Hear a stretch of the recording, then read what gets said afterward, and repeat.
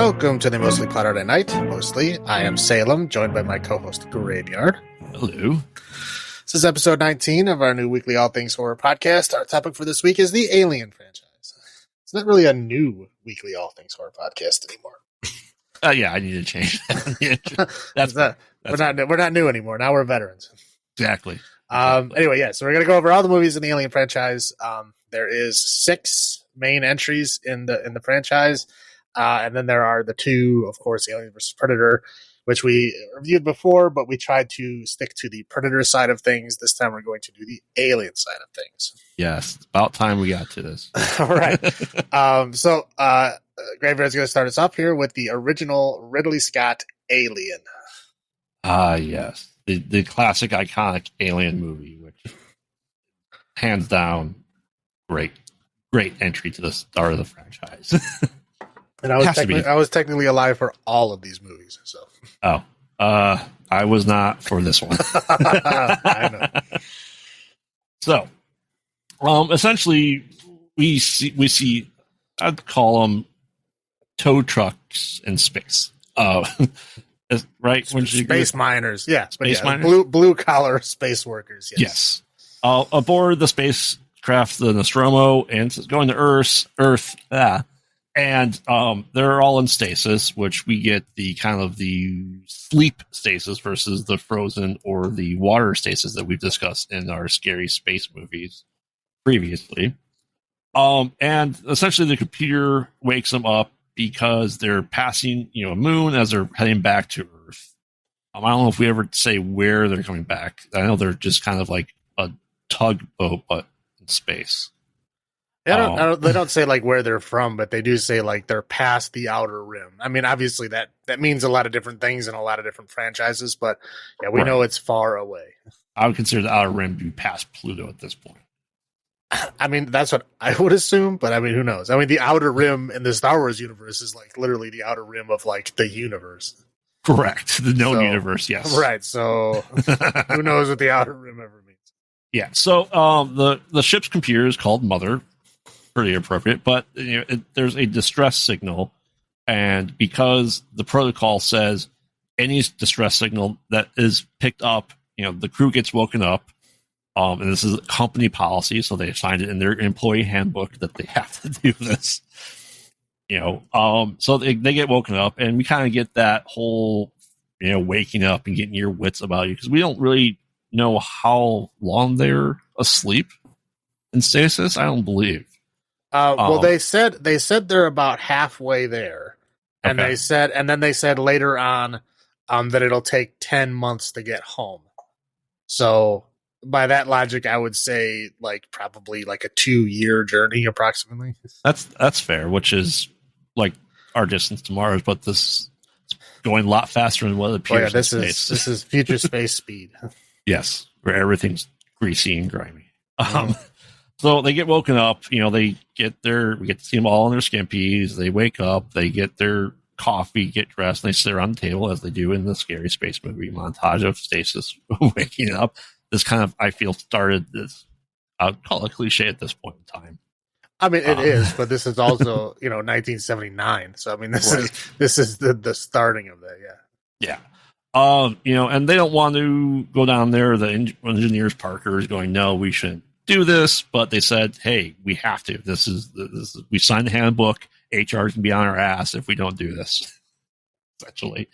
So they go down, they start going towards the moon, and they land on the moon. Yeah. Right. But because it's such a bad planet, they get damaged as they do, and the engineers obviously have to stay on board and start fixing the repairs. While a couple of the crews go across the really crappy terrain, and, they find the signal, and we see this big-ass spaceship, right? Mm-hmm. I'd call it almost a crescent moon with a big sphere in the middle. Yeah, more or less, yeah. Yeah. And as they're going into there, their technology can't penetrate the ship's hull, essentially, saying, so they lose contact with the Nostromo, where Ripley is I believe she's the XO. Yeah, I think so. I'm pretty sure she's XO. Yeah, she's XO / pilot of some form. Right. Yeah. It's one of the small crew. They have many hats. Right. But as she's she's deciphering the transmission, and it's a warning, but she obviously can't get down to the crew to tell them, hey, don't go in there. It's a bad idea. It's too late. So they're kind of going in there, and they're investigating, the ship, trying to figure out what's going on. They go past I'd say a 10-foot tall creature in some sort of seat. Yeah, the pilot. The pilot, yes. Oh, the pilot is the name of the Geiger art that it's based on. Yes, that's a good point. Very H.R. Geiger, who did a lot of this artwork and drawings and the alien design for all this. And you can really tell. Well, yeah. Well, I mean, most of Geiger's work is female centric. Yes. And this is the xenomorph itself is one of his very, very few male centric ones, which is why the head looks like a giant penis. That's fair. As it should. As it should. That's Geiger's trademark is making genitalia extremely obvious in his weird bioorganic mechanical way. Yes, which we see in the game Scorn that just came out that I've been playing a little bit of. Oh yeah? Is it good? Yeah, it's difficult. Just initially difficult. So like I said, they're exploring it and they discover a chamber where they see what looks like pretty neat rows of eggs. And Kane, one of the members of the crew that's on there, he's the XO. Ripley's the warrant officer. That's right. Right. Well, okay, yeah, she's third in command, but yes. Yeah, that quickly changes. Right. And as most people do, when you see something foreign in nature, you put your face up as close as possible to it and touch it. Oh yeah. Oh look, it's moving. Let me put my face up to it. And despite this being, H.R. Geiger, it was very, very vaginal in looks when it opens up. Oh yeah, yeah. We see a little bit of this egg sac in there a little bit, and then the creature springs out. It goes through his helmet, which is really either flimsy glass or this is a really strong creature. Well, or both. Yeah. Both, because the glass is really thick, because we see that scene later where they're cutting that helmet off his head. Yeah. The glass is super thick. It apparently it has some way of melting through stuff. I mean, obviously we know it's right. Its blood is acid, but obviously it has some way to secrete acid to melt stuff away from his face, because it looked like it melted right through the glass. It had to have. Right. It had to have. Right. So essentially it attaches to itself, to his face, and he kind of goes unconscious from a lack of air, I would say. And they bring him back on board Nostromo, and since the XO and the captain were on the ship, she was in charge while they're out there. So she's acting senior officer, and she goes, "Nope." I mean, and rightfully so. I mean, you right. go out into space and you come back with some bizarre thing attached to your face, I wouldn't let you in either. Right. It's hey, this is standard space protocol. You got some weird alien thing attached to you. Yeah, we're not letting you in. Sorry. But that's I'd say that kind of goes against what they say about it, because hey, go visit these alien planets that you might not know because they're distressing, but don't bring anything back. Well, you're going to have something happen. To be fair, I highly doubt they thought it was an alien. That's fair. I mean, again, yeah. That once they realized what it was later on in the later entries of the series, yes, they obviously knew what it was. Yeah. And that's their fault. But this time, yeah, they don't know what it is. They just got to signal, "Hey, go check it out." Right. But also, sorry, I'm just pay very close. We're going to stress the timelines for this movie. Yes, we are, because a lot of huge play. Right. A lot of our critiques for these later versions in the series are going to go because this timeline gets all out of whack. The lore gets. Yes, we're gonna stress this timeline for this and the second movie just to show what it's supposed to be. Sorry. Correct. But they have a science officer named Ash, played by our lovely what's his name? Ian Holm, as we see, we know and love from as Bilbo Baggins originally, from the Priest, Vito Cornelius, Fifth Element, yes. Mm-hmm. He goes, "Nope, I'm overriding it because science. I mean, that's fair. That's what he does, right? Well, yeah. I mean, yeah, he's a science guy. He's also a company guy. Right. Yeah. He's a company man working the company dime. Right. So they bring him essentially into their med bay, right? Mm-hmm. And they try to remove the creature because they can tell that Kane's still alive, but this creature's attached to his face and its tail's wrapped around his throat. They tried cutting the creature off or attempt to remove it, and it drips blood, and the blood, goes through the floor. And they go, oh shit, and they start following it down, see how far it goes. I think it goes like 3 or 4 levels. Yeah, I think it goes 3 levels down before it stops. Right, which is pretty good. It's going down as opposed to the side because, hulls. Right. And they go, that's bad. But they stopped it and they still touch it with the pen to see if it's still corrosive, which is fair. But they'd be very worried. At least they use their finger. Some of the later entries in this, they touch it with their finger. I'm like, what is wrong with you? Yeah. And so the ship gets partially repaired enough from the engineers working on the ship. They start to go and they go back and they see that it's detached itself and it's dead. And then Kane kind of gets up, right? He has some memory loss, but he's like, hey, cool. I'm good. Let's eat. Right. Because they're eating, which is a weird thing. They eat before they go into stasis, which you'd think you want to evacuate before you go into stasis, not put stuff in. Well, I mean, yeah. I mean, what's the rule? You're not supposed to eat like 4 hours before you go to bed? Yeah, something like that. Yeah. Right. Should follow that rule. So, they're just having a good hurrah. Let's go back into stasis. We're good. And it seems like he starts, they're telling jokes. And it seems like he starts choking on his food, and then like, oh, we're going to try like the Heimlich and stuff like that. But he starts convulsing and gets to go onto the table and you start seeing part of his shirt start to get pressed up. What's going on here? And then a creature burst from his chest. Like, holy shit. Right. Right. And the cool thing about that scene is that they didn't tell anybody what was happening. Correct. So like that look on their face of like, what is that?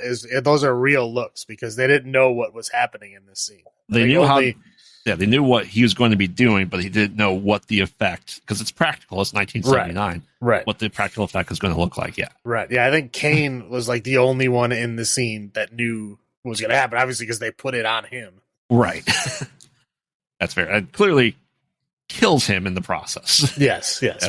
Burst open from the chest, and it kind of just escapes, and they want to kill it. And then, Ash goes, no, science. Don't kill it. As you do. Right. So, and then, Kane gets the burial at sea treatment of space, which is wrap him up, shoot him out the airlock. Well, yeah. I mean, you don't want to keep a dead body on a ship. That would stink up the whole ship. True. And in fairness, they don't know what's still left inside of him that could still be there. So you're getting rid of a potential contamination as well. Right. I mean, the only other thing I could see them possibly doing is putting him back in the sleep pod. But then again, you're probably wasting resources on a dead guy. So correct. So they go, okay, we have to find this thing. This thing's dangerous. We don't know where it is. And they start getting geared up. They get nets, electrical prods, flamethrowers, because flamethrowers is a staple of sci-fi as well, and aliens in space. Kill everything with fire. That's fair. And they start using tracking devices. Well, I don't think they use the flamethrowers and the tracking devices until later. I thought it was at this point. They start this and they continue using it later too. Well, no, because at this point they think it's like a little cat-sized thing. Yeah. So they're not like fearing for their lives right now. After what happens during this sequence of events, then they realize how dangerous it is, and then they start. Okay. That's when they're like, okay, we need to take this seriously. That's when they start using weapons and the tracker. Right. One of the engineers has a cat, Jones, because you bring a cat with you into space. Oh, yeah, you need companionship. If you want companionship, you don't get a cat. Well, I'm just saying, like, also, the ship is huge. Yeah. Like, why would you let the cat wander on a huge ship? Like, if the cat was hiding, you know how hard it is to find a cat when it's hiding? Like, if you want to go to sleep, like, how are you going to find a stupid cat? Right. It'll take forever. Anyway, I don't know. That just struck me as odd that the cat had free reign of the whole freaking ship. And it's a big ship. Yeah, that's a huge ass ship. Because they had like big storage places for like all their mining, trucks and stuff. I mean, so there's huge cargo areas that they all have access to. Yeah. And again, they're all pressurized and they're wasting all this life support and oxygen. I always complain about this in space movies because I'm like, okay, you're just traveling home. Why would you need to pressurize the where you're keeping the trucks and stuff? Like, you don't need to get there. Correct. Whatever. But no one wants to see the filling tank room with air sequence. Right. I don't know. That's one problem I always have with these space movies. I'm like, oh, you're wasting all of this life support stuff. Why? Yeah. But anyway, Brett's in like the landing room, like the landing compartment area, looking for the cat, and like the cat's like hissing at him, and then we kind of see a partial of the full. We realize the alien's now kind of big at this point, human size. Well, yeah, probably even bigger than human size. Yeah, but the final stage, as far as we're aware, right at this point, attacks him. He kind of just disappears up, I think, into the crap hanging from the ceiling, the chains and stuff like that. Yeah. There's a big discussion of how to go after it, what to do, and I think they realized then it must be in the air ducts. Like, how can something like that travel without being seen? Right. Also, when he got pulled up, blood came down, so it was very obvious that like something really bad happened to him. That's why they're now like, oh shit, we need to take this seriously. Right. It's not just burst out of the chest, blood, and his body's gone. So yeah, they go in the ducts. So the captain, Dallas, goes into the ducts with the flamethrower. Right? I can't imagine having a lit flame going with me through ductwork. I mean, I would rather have that than nothing. That's fair. Otherwise, he'd be going in there with his bare hands. So, I mean, that's fair. But this is where they're doing the tracking devices where they can see kind of where it is or it's coming up to him. It's not a full ship tracking, I'd say. No. And then the screen looks like they're playing like Metroid or something. Oh, absolutely. It looks like a radar system. Yeah, it looks from the terrible. 60s. Yeah. So, the idea is they're like, hey, we're going to, throw this thing out the airlock, which is a good plan. I don't blame it. I can't stab it. Who knows what fire would do to it, which I'm surprised they're going to set on fire. I think that would make it bleed a bit.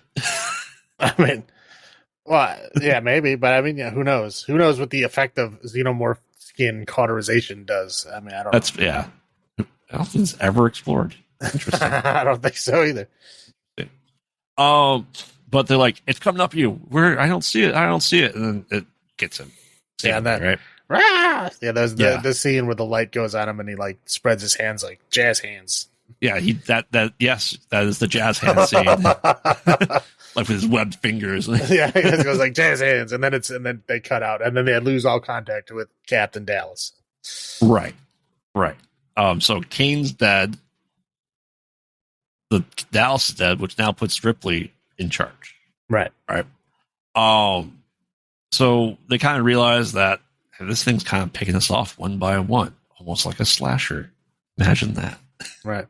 Oh, another cool thing, just a quick aside. Ripley in the original script was a dude. Yes. And the cool thing about this script is that when they cast Sigourney Weaver, they did not change the script at all. Yeah. So like, it's a very cool, I mean, like, I guess, what do we call it? Like gender role positive, because the role is not gender leaning one way or the other at all. Correct. She's just a cool character, and that's it. It's never mentioned that she's male or female or anything like that. And then everybody treats her exactly the same, which I think is interesting. It's pretty cool. And by far the strongest female in a horror franchise, realistically. Oh yeah, probably. Without superpowers or anything like that. Like, she survives more than I would say that Sidney Prescott does in Scream. Yeah. Well, it's also in space in the future, so. Right. So they want to. Oh, Lambert wants to tell, like, hey, let's abandon ship, blow it up, and go on the space shuttle. Well, there's too many people alive. We need like one more dead, essentially. And she still wants, so she's like, no, we can't do that. We still have to flush it out. We're going to shoot out the airlock. So that's a plan to go with. And Ripley starts going into Mother, the computer, which for 1979 looks great. For the year it takes place in the future, looks awful. Well, again, and this is another movie. I know we brought this up before. Yeah. It's another movie where from this time period, the 80s time frame, where like they want to have computers do stuff, but they don't know how. So they just go in there and they just type questions in the computer, and then the computer just answers the questions. And like so many movies do it during this time period. It's so bizarre. I mean, this one is at least a little bit more forgivable because it is the future. I mean, they could have some form of AI that could understand a question. I mean, okay, I'll give it to you. But like, yeah, some of the other ones that are like, modern times, like The Fly. Okay, This is modern times. AI is, what this is 40 years later, we still don't have AI. Right. So like, that's not possible. Anyway. I don't disagree. So she's accessing Mother and finding out that the company ordered Ash to bring the alien back intact. Crew, alien, yes. Yeah, crew expendable. Yes, very much so. So she confronts Ash, who kind of freaks out, I'd say, a bit, and a lot of it, who tries to choke her out.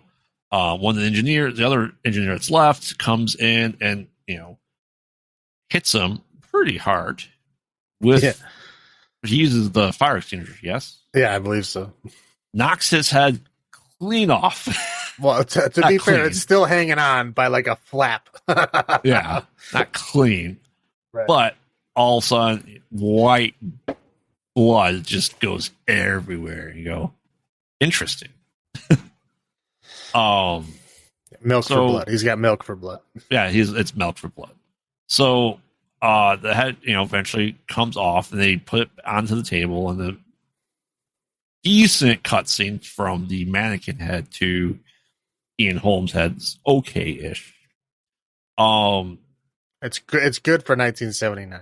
Yes, I said it's okay-ish. And they find out that now that he's bodiless, he's giving them all the answers they want. That he was assigned to make sure the creature survives at all cost. And he goes into this as a science person, and probably just because he's science and programmed into him, he is absurdly fascinated with the creature, with the alien, because it's like I say, anything of it, right? It's just not human, and it just doesn't have any of these human traits, essentially. I think it's one of the secondary xenomorph powers is the ability to like mesmerize and hypnotize sciencey people. It has to be. This happens in all scary space movies. The science person's stupidly fascinated. Right. Like no regard for their own life at that point in time when they find something like that.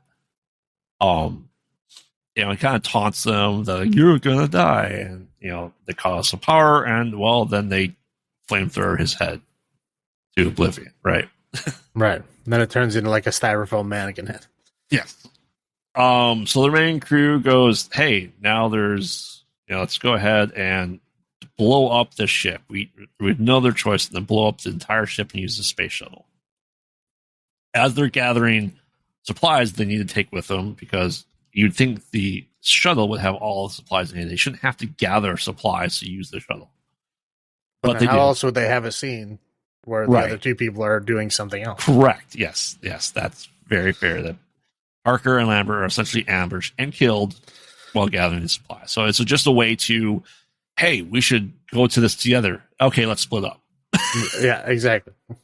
That's what it is. It's exactly that scenario. I have to do a mission quest. I have to fetch an item before we do this main item. Okay, and then it's just free to die. And Ripley goes ahead and starts the self-destruct sequence, which is like pulling up cylinders. I would say it's a manual thing, which is good. That's manual. A lot of them is just like, don't hit this big red button here that has a piece of plastic over it. At least, at least there's a known conscious decision. Well, yeah, it's a process. It's something that you can't accidentally do. Right. And then she goes to, get back to the shuttle. She finds out the alien's kind of blocking her, and she goes, okay, I can't get out of here. I got to stop the self-destruct. And, well, she can't. It's too late. It's past time, right? Mm-hmm. So she goes, okay, well, then she has to go to the shuttle, and she takes the cat, because you have to take the cat. Well, yeah. Because when she's going back, the alien's not there blocking her, so she's able to go in there, and she thinks she's able to get out, and the Nostromo explodes. Very cool. The alien's gone, right? Cool. And so there is a stasis pod that she can take her and the cat, which amazingly you're able to program the stasis to add additional animal in there with the human. Mm-hmm. And she's prepping for it. She sees the alien kind of went into like a cargo space, which is a really small space for the alien to fit into. And it's almost hibernating, I would say. Like, wouldn't you agree? Well, yeah, he just ate 2 people. I mean, it's like, yeah, it's like Thanksgiving dinner. He doesn't want to take a nap. Right. And like, she's like seeing it and it's just kind of like, I'm tired. I'm going to go to sleep now. You do what you need to do. I'm taking a nap. And then she realizes that she needs to do something about this. So she quietly, gets into the space suit and is going to use gas to flush it out to wake it up. Say, hey, I'm here. And, it's just a lure so she can open the airlock door and have it go into space, go into vacuum space. Now, we don't know what that does in the vacuum space to the aliens, but this is her best option. Right? And she does that. The alien's still holding on to the frame, despite, the rush of atmosphere loss, which would be humongous to not that grip strength, though, right? Yep. Shoots with a grappling hook that just happens to be there. And as the airlock door is closing, though, it's still harpooned, essentially, and dangling off the side of the ship, tethered by the gun. So it pulls it's trying to get back onto the ship, which means it can't survive the vacuum of space. At least for a little while, yeah. At least for a little while. And then it tries to pull itself into the engine exhaust area. And so she goes, boom, turns on the engine and roasts it. And she records, the kind of log entry to say this is what happened. And then she goes with the cat back to her skimpies and pushed herself into stasis to go back to Earth. Yep, movie over. Yeah. So, we're gonna do our typical things here. We'll go to our first thoughts, rewatches, highlights, low points. My first thoughts was when I saw this. I can't tell you exactly when I saw this. It's probably around when either Alien 3 or Alien Resurrection. Alien 3, I feel like we had huge toy marketing for Aliens and Predators at that time frame because Predator 2 had just come out recently as well. So that was kind of when I first knew about Alien movies existing.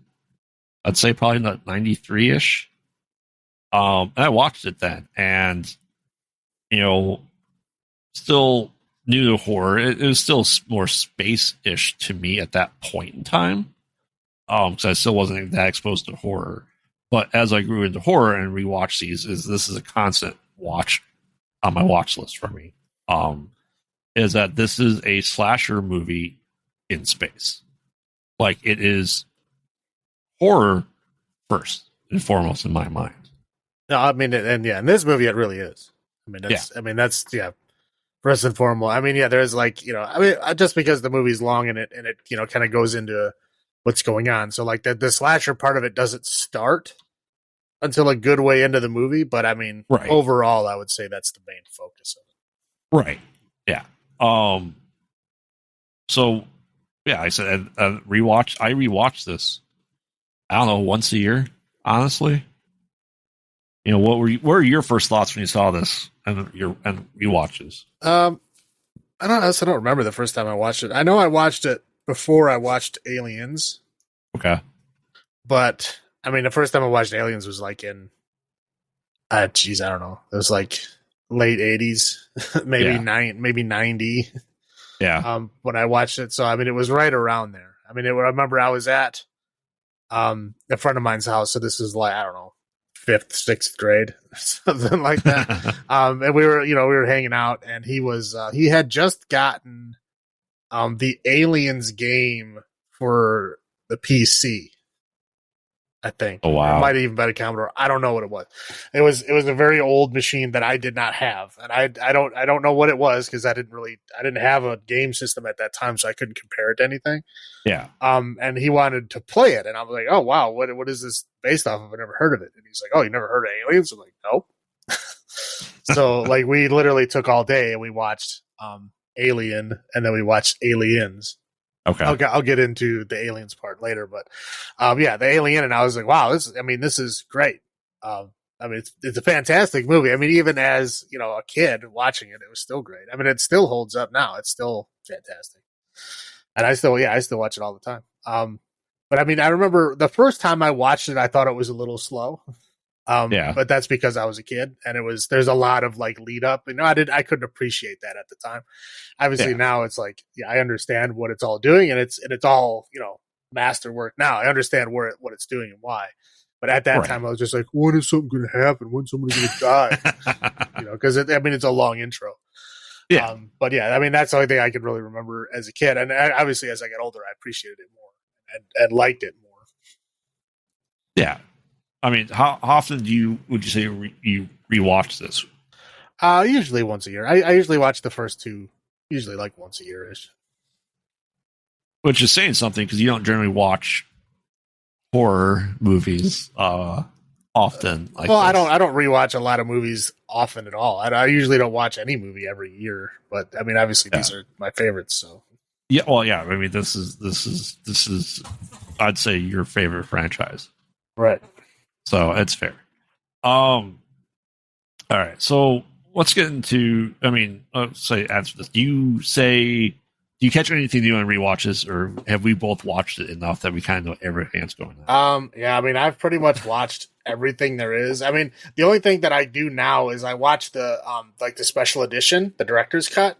Yeah. And I try to figure out exactly what parts and extended scenes are part of the director's cut and which were part of the theatrical cut. I mean, I've seen it that many times to where like that's the only thing that I can really watch for now. Yeah.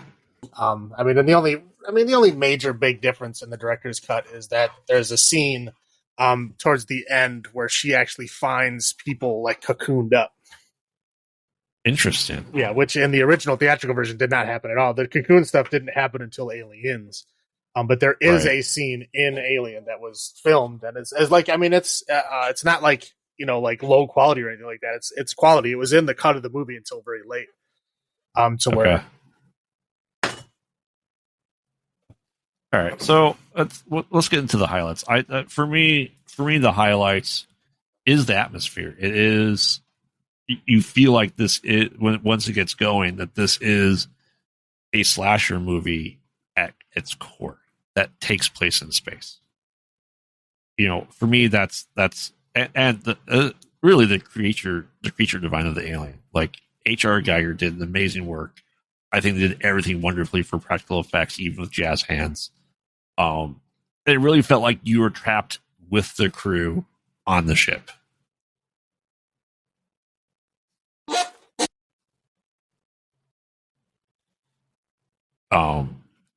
So what are your highlights? I mean, highlights of this movie is just I like a lot of space movies that aren't like that stark white, like that lived in kind of real world kind of looking thing. They make the ship look like it's an actual ship that it's been used for, blue collar work for a long time. It's like lived in and dirty stuff. Grimy. Yeah. I mean, it looks like how space would probably look, especially if you've done this a bunch of times. If you've ever seen like a work truck that people use exclusively for work over time, especially with like manual labor. Yeah, it looks beat to shit and it's dirty. Yep. Because it's used for work. So essentially, that's what these things are too. Yeah. So it's just nice to see that, because I mean, a lot of space movies they do. They're always like stark white, super clean. Everything is shining and glinting and everything. And it's nice to see it that it's lived in, stuff like that. It's full of elbow grease and sweat. Yeah, I mean, and now I mean, just the the dialogue in this movie. I mean, the characters. I mean, everybody's kind of has their own spot to shine. Everybody's got their own unique kind of little personality. There's not a whole lot of character development or anything, right. But it is it does enough. It makes you care about the characters enough. Yeah. Right. Low points. What low points? The low point for me in this movie, and it drives me nuts every time I see it, is when the ship is landing on the planet and also when it's taking off. There are landing lights on the bottom of the ship. Yes. They are not in straight lines. And they really, really bother me. Because, like, obviously a ship would have straight, like, lines of lights on the bottom of it, right? This is an engineered machine. Right. It's not thrown together by some. And so, like, you look at it, and it's like very obviously it'll go straight for a little bit, and then it'll bow out and then swing back around. So it's like squiggly light lines on the bottom. And that just drives me nuts, I don't know, like, I don't know if the model guys, didn't see it or didn't see it at the right angle or whatever it is, but those lights not being in a straight line bother me. But that's fair. That's the thing that bothers me every time I watch this. That's fair. I will say my low point is I have to see something new. I must put my face on it and touch it. Yes, that's part of the plot and drives the plot forward, and I get that. But it's stupid. It really is. And we see that so much in this franchise. The stupidity. Yeah. I mean, but again, people don't expect that stuff to happen.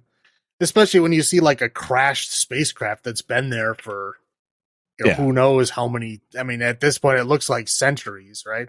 Right. You don't expect anything to be alive or anything in there. That's fair. But it's like they saw the pilot, and like the pilot was dead for so long, it was fossilized. Yes. So, like, it's been a long time. Yeah, like I said, it's just I don't know what this is. I must touch it. Right. Scenario. Right. I know we discussed it briefly. Is it horror? Yes, it really is. Well, I mean, this is the definition of sci-fi horror. Basically, I mean, this is the thing that most sci-fi horror is based on, I would say. Yes. So before we get to our ratings of this, let's briefly discuss the timeline of the incubation to the birth chest. Because we're gonna have to use this as a timeline going forward in this franchise. Right. Yeah. So Kane gets the thing attached to his face, right? Yep. It takes them probably at least an hour to get back to the ship. Oh, absolutely. The surgery and all that probably takes an hour or two, right? Yeah. So we got an hour, back to the ship. Well, I mean, obviously they had to like winch him up that hole and stuff. So I mean, we're talking maybe 1 to 2 hours, whatever. We'll factor all this in. So we're talking like, an hour, maybe 2 to get back to the ship, hour, maybe 2 for the surgery to try to get it off when they realize they can't. He was sitting there in the med bay for quite a while. I mean, there were other conversations had over him, next to him. There was stuff going on. So we'll say at least another 2 hours. Right. At least. So up until the point, and they're just about to get back into the cryopods to go back traveling out when he woke up, right? Yeah. So they said that it would take approximately 17 hours to fix everything. Yeah. So we're talking probably realistically maybe like 6 to 8 hours. Yeah. Okay. That's so very fair. 6 to 8 hours from the time that it attaches itself to his face to when he wakes up, and then they eat dinner. Yes. At the very least. It's probably more than that, but again, factoring in the things that happened that we know about, that's what it would be. Yeah. Now, from the time where he wakes up and the time that it bursts is probably only like an hour, maybe 2. That's fair. Yeah. It's pretty quick. Yeah. But like the time where it's attached to his face is quite a bit of time. Right. Again, this is the first movie. This is the initial laws that are put down. Yep. And so we'll discuss this franchise as a whole too. And I have a theory as to why it differs a little bit, but we'll get into that later. Mm-hmm. So we're doing, for our rating systems, we're going to do a number of chest bursters out of 10. Mm-hmm. Realistically for me, I'm going 9.5 on this, just because it's such a classic. It never gets dull on any rewatch. Mm-hmm. And it, like I said, it's on my sci-fi leg for my tattoo. The alien is. So I mean, it's a damn near perfect sci-fi horror movie for me. Mm-hmm. How about you? I'm going to give it 10. 10 chest bursters out of 10, because this is basically the pinnacle of sci-fi horror. I mean, it doesn't get any better than this. This is like, the masterwork version of all the other movies that people are trying to make scary movies in space. This is the original one that they're basing it off of. That's fair. You know what? I'm going to change mine to a 10. I don't disagree. Yeah, it's that good. It really is. Mm-hmm. And again, this is like your basic, like, suspense thriller slasher. This is, again, for 10 out of 10 for that. Yes. I mean, arguably, the 4th or 5th slasher that we know as a whole, because this came out before, Nightmare on Elm Street, before Friday the 13th. So for it being a slasher in 1979, we're talking very early slasher days. Yeah. I mean, we're talking Halloween only came out a year before. Right. Yeah. And Black Christmas 5 years before that. Arguably, Texas Chainsaw Massacre, 5 years before that as well. Right. So, yeah, I mean, the number of slashers, not very high at this point. No. All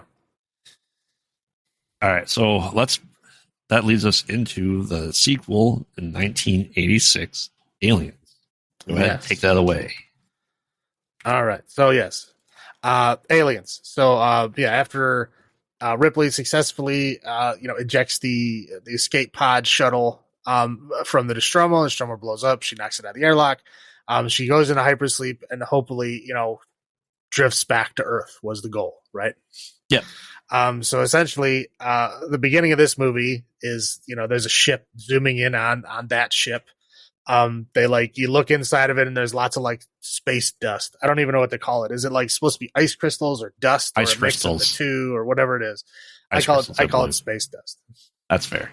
But there's space dust all over everything, like a thick layer of it, like it's been there for a while. They show like they cut the door open. There's like a weird scanner thing that comes in. These guys come in, see that, there's a person alive in here. There goes our salvage, right? So this is apparently a salvage team. And then they bring her, surely that happens off screen. They bring her back to like the Gateway Station, which is like the big space station that's outside of Earth. Yep. And she wakes up, and she's talking to this company guy whose name is Burke Carter J. Yep. Played by Paul Reiser, which is an interesting choice at this point in time because he was like a comedic actor at the time. Yes, very much so. So he plays the company man, and they're like kind of going over everything, and she's like, "Oh, how long was I asleep?" And he basically tells her 57 years. Yes. So she's been asleep and drifting for 57 years, and they finally found her like way out there, past the outer rim, which who knows what that means in this franchise. Clearly not towards Earth. Right. Yeah. So way out there. And then of course, she starts going to convulsions, chest bursters coming out of her chest. And then of course she wakes up. It's a nightmare. But she is in the Gateway Station. She has been asleep for 57 years. It's just that was a dream, obviously showing that she's still afraid of what happened to her crew in the first. It was just an hour ago for right. her. Yeah. For her, this is like, a couple days ago. Yeah. So I'm going to go over the special edition version of this just because I think it's a superior version of the film. I know. Yeah, I know. And that's I always just watch the special edition. I know I've seen them both enough times to know what the differences are, but I'm just going to include the special edition stuff just because, again, I think it makes a better film. Anyway. At this point, you find out that Ripley had a daughter. She's, asked the company guy to find out about her daughter. Her daughter has died, 2 years before, but her daughter was like 60 something. Because obviously she's been, in sleep for 57 years, and her daughter was like 10 years old when she left. So, yes. So her daughter lived a full life, no children, no anything. So she doesn't really have any connections to Earth anymore. No more family, nothing like that. Anyway, she goes into this meeting. It's all these company people and insurance people and all that to go over what happened in the original ship. Obviously, she's going over, her story about the alien that killed everybody and that she had to escape and blow the ship up to protect her. Obviously, these people do not believe her at all. I mean, there's no evidence. There's no proof that any of this happened, that nothing like this alien has ever been found or described or anything like that. So basically, they just kind of don't believe her. They think that maybe, something happened for sure, but they don't trust her version of events. So essentially, they like demote her and fire her, but they don't put charges on her. That's as good as it gets at this point. Yeah. So she corners the guy like, hey, like this is, this it really exists. You have to make sure that this doesn't happen again. He's like, oh, I don't have to worry about it. She's like, what do you mean? He's like, well, there's people that have been living on that planet for a long time. They never found anything. There's people there? Yeah. They're like, there's people there? Like, how many? And he's like, 60 to 70 families. Yeah. Okay. So now she's like, oh man, there's families on this planet. And then, whatever. It just kind of cuts out. And we cut back to a couple weeks later. They don't really say how much time, but I'm guessing maybe a month-ish, maybe 2. That's fair. So she's like living in what appears to be the slums of the station because the hallways are very dirty. Yes. And she has a door. It's a space door that is still on hinges, which is very odd to me, right? Like space doors are always like you push a button and they open. And this is like, literally it's like a hinged space door, but it's shaped like, the octagon space doors are, but it's on hinges with a knob and everything. It's very odd. Anyway, so you're in the space slums when you still have hinges. So Burt Carter J, the company guy, comes over with this like military dude. They go to her house. They come in. Basically, he tells her they've lost contact with the colony. They don't know why. They don't know what's going on, but they want her to go with. They're going to send a military unit there to investigate what's going on, and they want her to go with to advise in case those alien things are there. They want her to go and advise and basically help the troops or the people understand what they're dealing with when they're there because she's the only one who's ever experienced it. I mean, granted, not a lot of knowledge about it, but I guess it's better than nothing. But right? I guess anything, right? I mean, you never know when some little tiny piece of information is going to be relevant, especially in a situation like that. That's fair. So anyway, she says no, and she kicks him out. And then she has a nightmare again, wakes up covered in sweat, clutching her chest again. So basically she calls him and she says, okay, I'll go, but you have to promise me that you're going to kill him. You're not going to try to study him and bring him back. You're going to kill them all. Cause that's, again, with the Nostromo, the crew was expendable. The specimen was to come back at all costs. And she was like, don't do that. Go there to kill it, save the colonists. I will help you do that, but don't try to bring it back to study it. And he promises her. And then we go. And then, we cut to the spaceship, the USS Sulaco, which is like a big spaceship. I mean, it's got tons of guns and stuff all over. It's obviously like a gunship of some kind. They have the long pan scene over, all their guns and all their equipment and, space, ships and all that stuff. And then they show them all waking up from cryosleep. We're all kind of introduced to all the Marines. I mean, there's a whole bunch of them. I'm not going to go through all of them. I do know other names, but I won't go through all of them because I don't want to waste that much time. But yeah, so they're all like, doing their things. We're kind of getting to know, some of the people, like, Vasquez is there. Obviously she's like one of the more prominent ones. We got Hicks, we got Hudson, the loudmouth, played by Bill Paxton. Yes. We got Hicks by Michael Biehn. Interesting thing is Michael Biehn was not the first choice. There's actually a different actor that was cast in the role and was actually been filming for a while and then fell off the wagon and got so heavily into heroin that he couldn't continue filming and they had to fire him and then hire Michael Biehn. Because James Cameron knew him from The Terminator, which they had just finished like 2 years earlier. Right. So he was able to come in and do it. Do you know who the actor originally was? No. James Remar. Oh, I've heard that. Yeah. So yeah, he got fired off of the movie. So like, on Hicks's armor, they all have like kind of personalized armor with like, symbols and names and words and shit on them, just to kind of personalize them. So like the one with the heart with the little lock that Hicks has on his armor. Yeah. That was actually done by James Remar, who had like a whole little, backstory for why he did that, which obviously he didn't tell Michael Biehn, but Michael Biehn was that character. So he got that armor. Nice. Yeah, it's an interesting thing. Anyway, so we're all kind of introduced to them. They're all kind of waking up. They sit down and they're eating, their mess hall. Because again, like you said, when you wake up from cryosleep, you all have to go eat breakfast, right?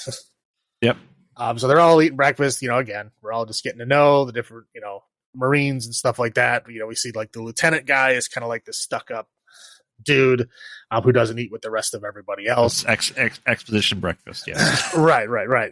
So of course we got an android played by Lance Henriksen, whose name is Bishop. He does like the knife trick to Hudson's hand, where he does the 5-finger fillet, whatever, does it super fast. That's when Ripley notices that he's an android because he nicks himself a little bit and he's got his milk blood. And she freaks. Yeah, she freaks out because at this point, it was just a couple of months earlier, she was tried to be murdered by an android, right? That's so fair.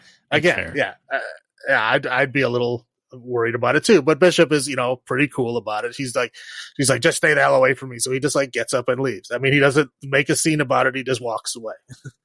Yeah. But yeah, he obviously he makes a rule that he follow Asimov's laws of robotics that he cannot, harm or by course of action allow to be harmed a human being, which is one of the 3 rules in Asimov's robotic. Yep. So anyway, then we cut to, there's a big kind of like briefing, I guess. So where everybody's standing there, they tell them what the reason they're there for is that they lost contact with the colony. They have to figure out what's going on. Ripley is there as a advisor, and they try to have Ripley, describe what, the alien is. And she gets, not too far into the story. She basically recounts the story of Alien, the first one, to the point where, Kane is eating dinner with them and it bursts out of his chest to where she kind of gets choked up. Understandably, this is still pretty fresh for her, even though it's 57 years later. Right. So they just kind of interrupt her with their kind of badass talk, I just need to know where they are, that kind of thing. So like the lieutenant is seeing that, they're kind of getting rowdy and out of hand and not really, acting as true Marines should. So he gives them, I'm guessing, accelerated timelines. Obviously, we don't know what these things mean, but by their reactions to them, we can guess that there's not a lot of time to get this stuff done, just to kind of, knock them back into discipline, whatever. So they get all their stuff ready. They all get on their little armored car. They get into the drop ship, which is, it just looks like, I don't know.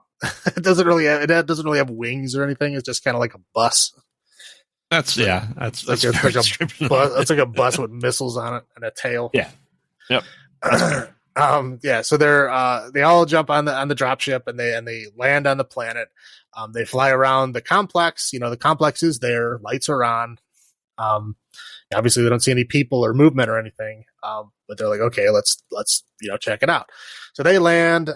They all go into the complex. They're looking around and they see barricades. Stuff is broken down. There's holes in the floor and the walls from acid burns. So like the aliens that Ripley described has obviously been here.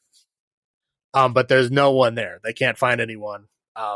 They basically, kind of go through all of, med bay. They see there's a couple of the face huggers that are still alive. There's a bunch more that are dead. And you see that, you kind of get a little bit of an idea what was going on, is that they were dealing with a full on infestation. And the ones that were alive were surgically removed from people, but the people died in the process. So they never did figure out a way to get them off. But yeah, so it looks like there was like some kind of fight. But nobody knows what's happening. There was there's a little bit of a scene in the special edition where they actually show the guy who goes out to the ship originally and gets a face hugger on him, but you don't really need that to know what happened. So they kind of secure everything. They're like, hey, we don't know what's going on. But they keep, they're looking through the computer trying to find where these people are, whatever. And then they get some movement. And they go to check it out what it is, and they find a little girl, like a 10-year-old little girl who Ripley climbs into the ducts to pull out, who is at first mute, but then eventually does talk after being shown some kindness by Ripley. We found out her name is Newt, and that she's been surviving in there from, all intents and purposes for how dirty and stuff she is, maybe a couple of weeks. Yeah.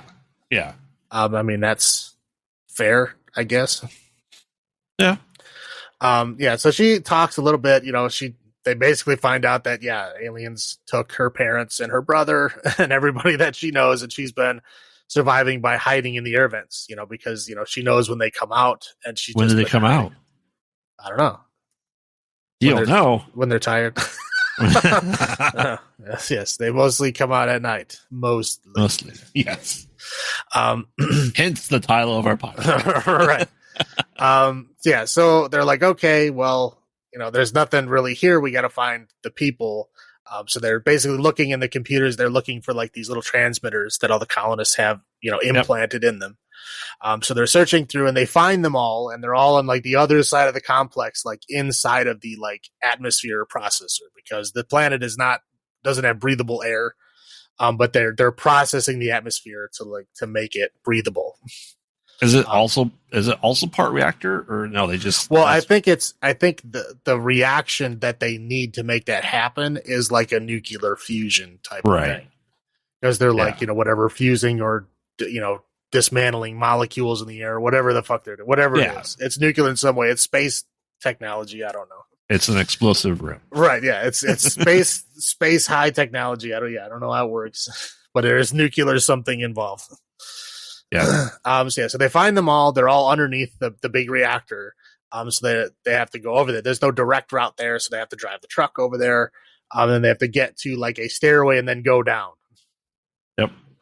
There's a little bit of a plot hole I'll get into in a second. So they go down to sublevel 3. And this is where they find out that there's like some kind of hive going on. There's like all this like secreted resin stuff all over the walls. It looks like, a Geiger painting. Oh, yeah. Everything is all like, bioorganic, kind of like, beehivey looking stuff all over the walls. So they're going in there. Obviously, everybody is like, nervous about what's going on.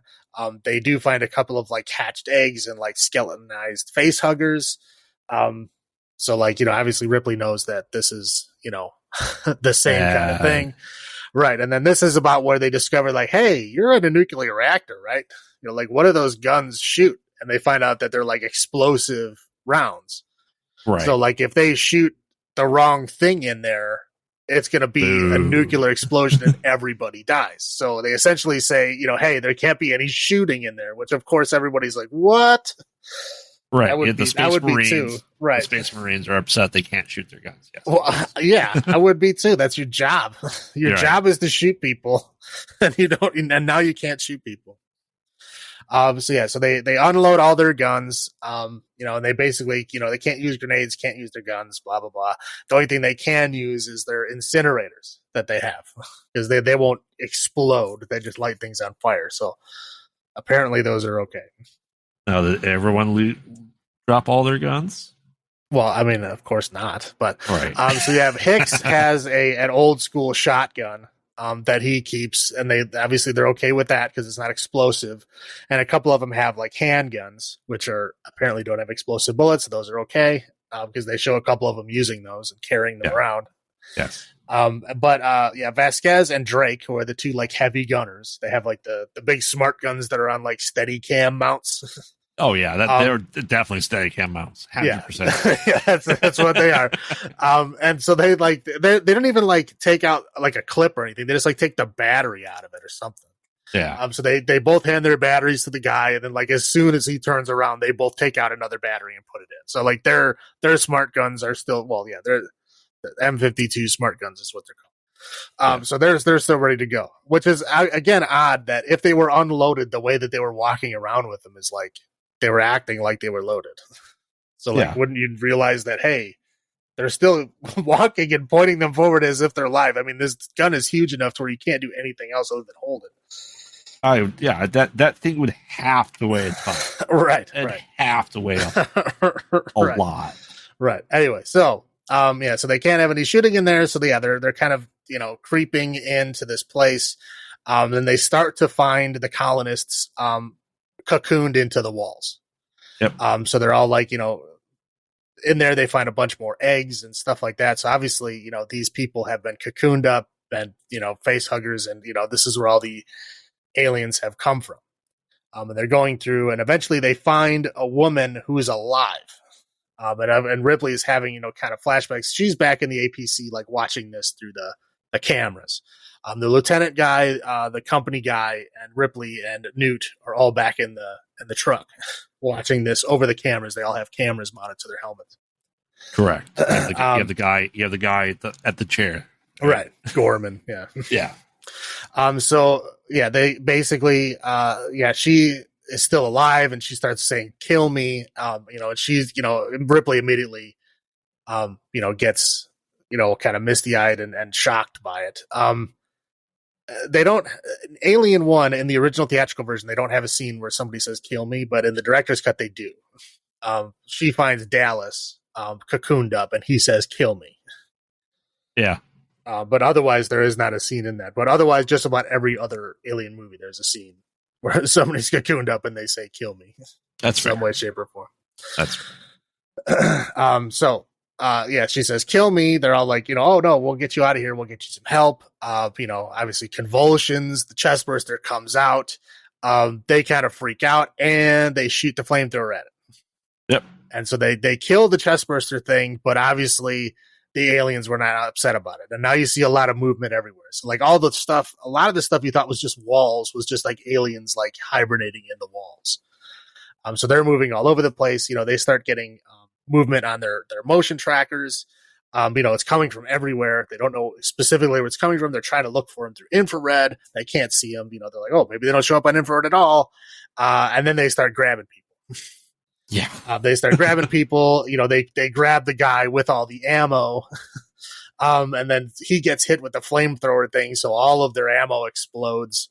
I think the couple people near them die. I mean, it's chaos, right? So there's the smart gun, Vasquez and Drake, they start shooting. And of course, everybody's like, who the hell is shooting? And Gorman is freaking out.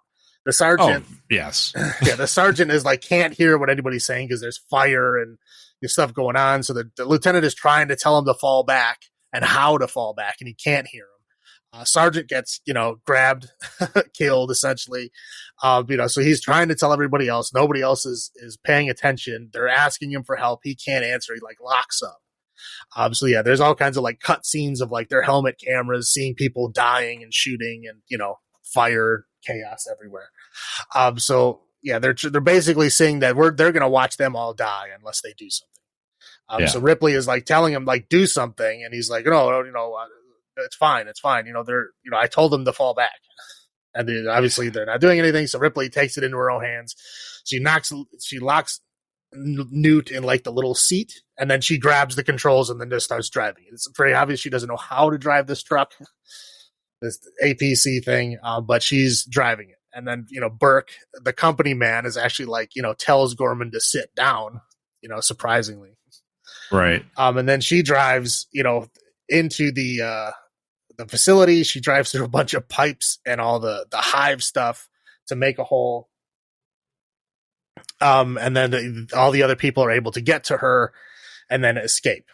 Well, they get into escape, and basically just about everybody's dead at this point.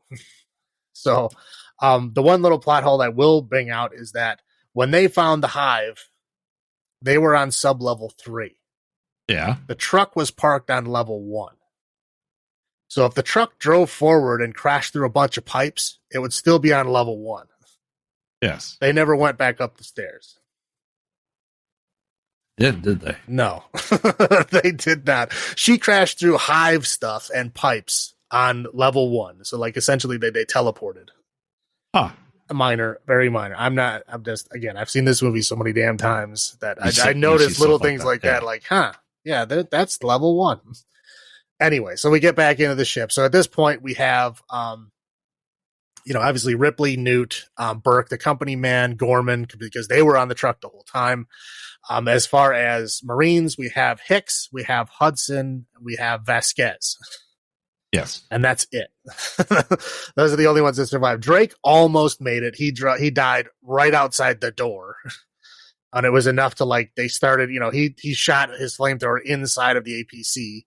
And then they had to shoot, Hicks had to shoot one of the aliens, as it was trying to open up the door, which ended up burning Hudson's arm. But, they're mostly okay. So they close the door. They get the hell out of there. They break their truck in the process. I think they say they broke the transaxle or something. Something like that, yeah. Yeah. So yeah, they get out of the truck. They're far enough away. They're outside. Apparently the air is breathable because they're fine. Yep.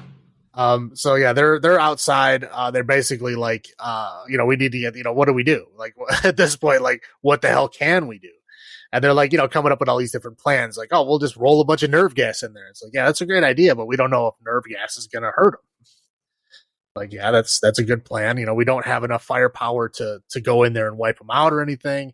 What can we do other than run away? But look at what they did to all these colonists. Look what they did to us. What should we do? And Ripley basically says, yeah, just go up to the ship and just nuke this whole place from orbit. Yep. Oh yeah. And Burke is yeah, hey, let's not do that. This is a very important species. We shouldn't just wipe them out. It's not our call to wipe them out. And then Ripley brings up that, this entire thing is under military control. Gorman, he has no power there. Right. Well, yeah, Gorman had gotten knocked out during the whole scuffle. So he's knocked out. So the next commanding person in line is Hicks because he's a corporal. Yep. So yeah, technically he is in charge at that time. So he gets to make the call and he agrees with Ripley. He says, let's go up to the ship. We'll nuke this entire place from orbit. So Burke is obviously not happy, but he can't do anything about it. So they call the dropship who had been, waiting at the other facility, waiting for them to come back.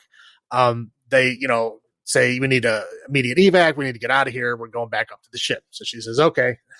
They go to pick them up. The one guy gets back on the ship because there's a pilot and a co-pilot. Co-pilot gets back on the ship, sees some goo, and he's like, oh, wait, there's something here. And she's like, whatever, we got to go. Get up here. So, yeah, he goes up there. The door opens. She turns around to yell at him for taking so long, and it's an alien. And the alien kills her, the pilot, and apparently it already killed the other guy. And so the ship starts, rolling around in the sky. Obviously they think, they see something's bad. They go run and hide. The ship crashes and explodes. And, not only does it destroy that ship, it destroys the truck. Yeah. Because the truck was more or less intact, obviously, other than the transaxle thing, but the truck itself was fine. So in the crash, that truck got taken out. They did manage to survive the crash, but at this point now they're totally screwed. They don't have any way off of there. They don't even have a truck to hide in. They got nothing. So they're trying to figure out what they should do. And at this point, they're like, well, let's just get back in the facility. And then just lock it down. So they get back in the facility. They shut all the shutters and the windows and stuff. And they basically barricade themselves all in. This is another departure from the theatrical version is that in the special edition, they have the sentry guns. Yeah. Are the one good thing they managed to rescue from the APC disaster. Right. They got some rifles and some ammo, not a lot, but some. They have a couple incinerators. Nothing great. Two sentry guns or 3 sentry guns? 4. 4? Okay. Yes, they got 4. So that was like the one good thing that they did. So then they basically go over the schematics and they're like, okay, we'll weld up these, ducts here. We'll, put barricades here. We'll weld these doors closed. We'll put the sentry guns here, because these are the places that we think they're going to come through first. And then we just have to wait it out. Right. They're essentially putting the sentry guns at the bottlenecks, try to fill, make everything come through those bottlenecks. Right. Yeah. So they're like, okay, well, we have to, get out of here. So we can just sit here and wait.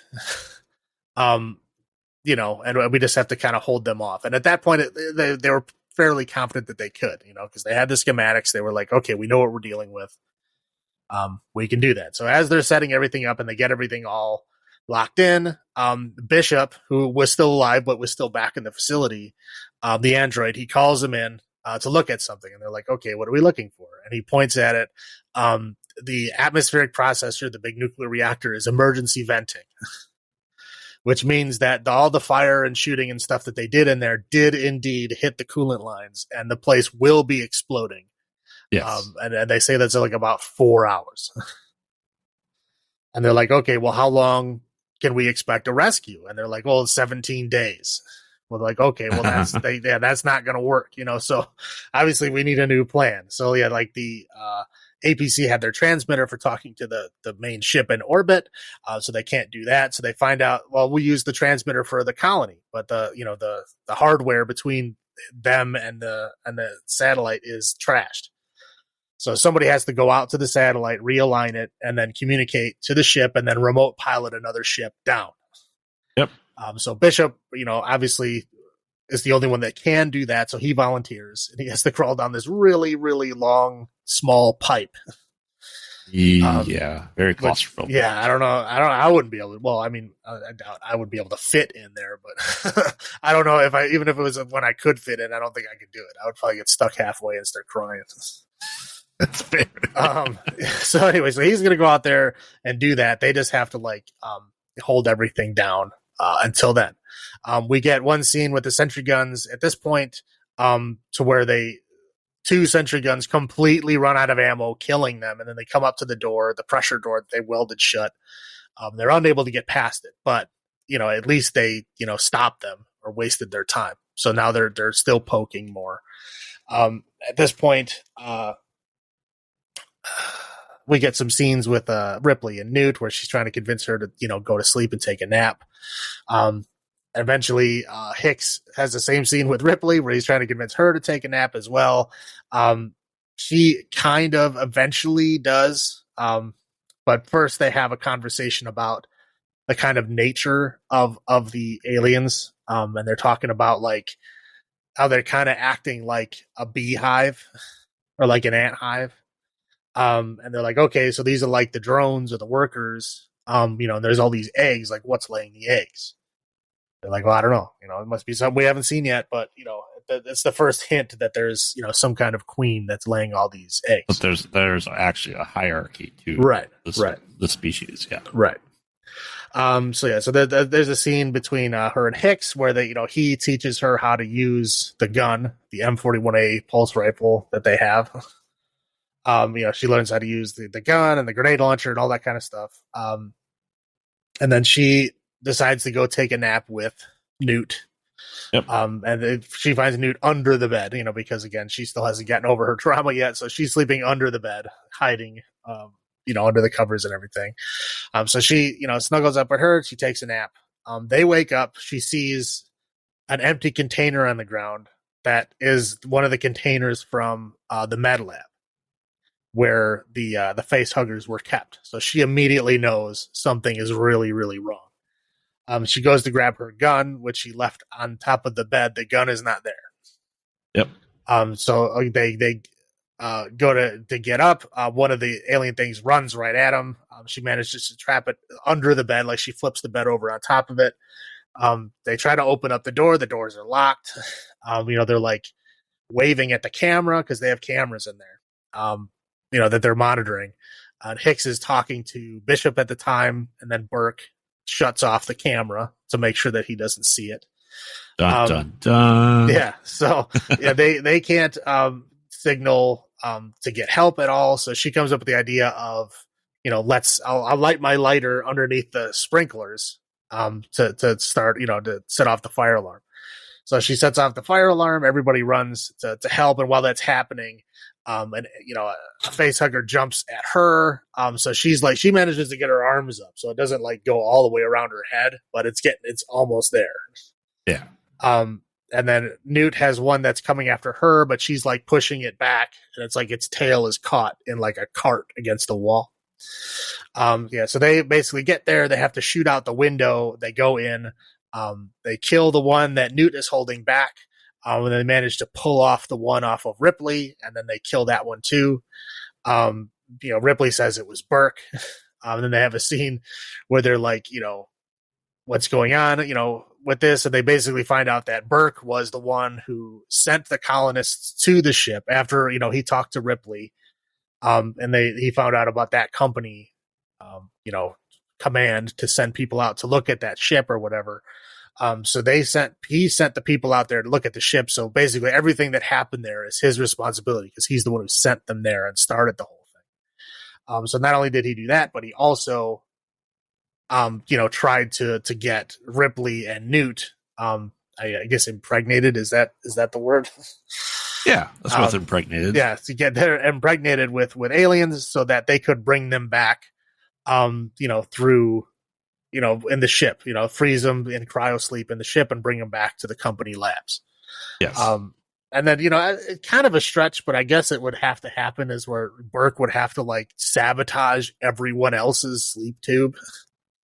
I guess he definitely has it in him, but I guess at this point in time, I guess it's kind of a stretch. But I guess she's pissed, so it all makes sense.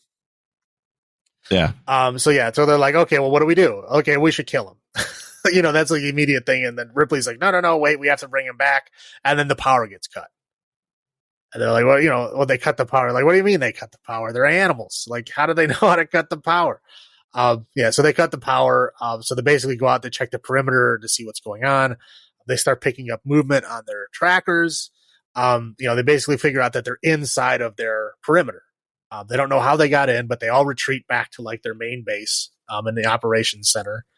And the movement keeps getting closer and closer and closer. It gets to the point where it's inside of the room, and they're like, "Well, obviously we're not seeing anything. What's going on?" And then they figure out they're like, "Oh no!" And they look up and they see the ceiling's a drop ceiling. Yep.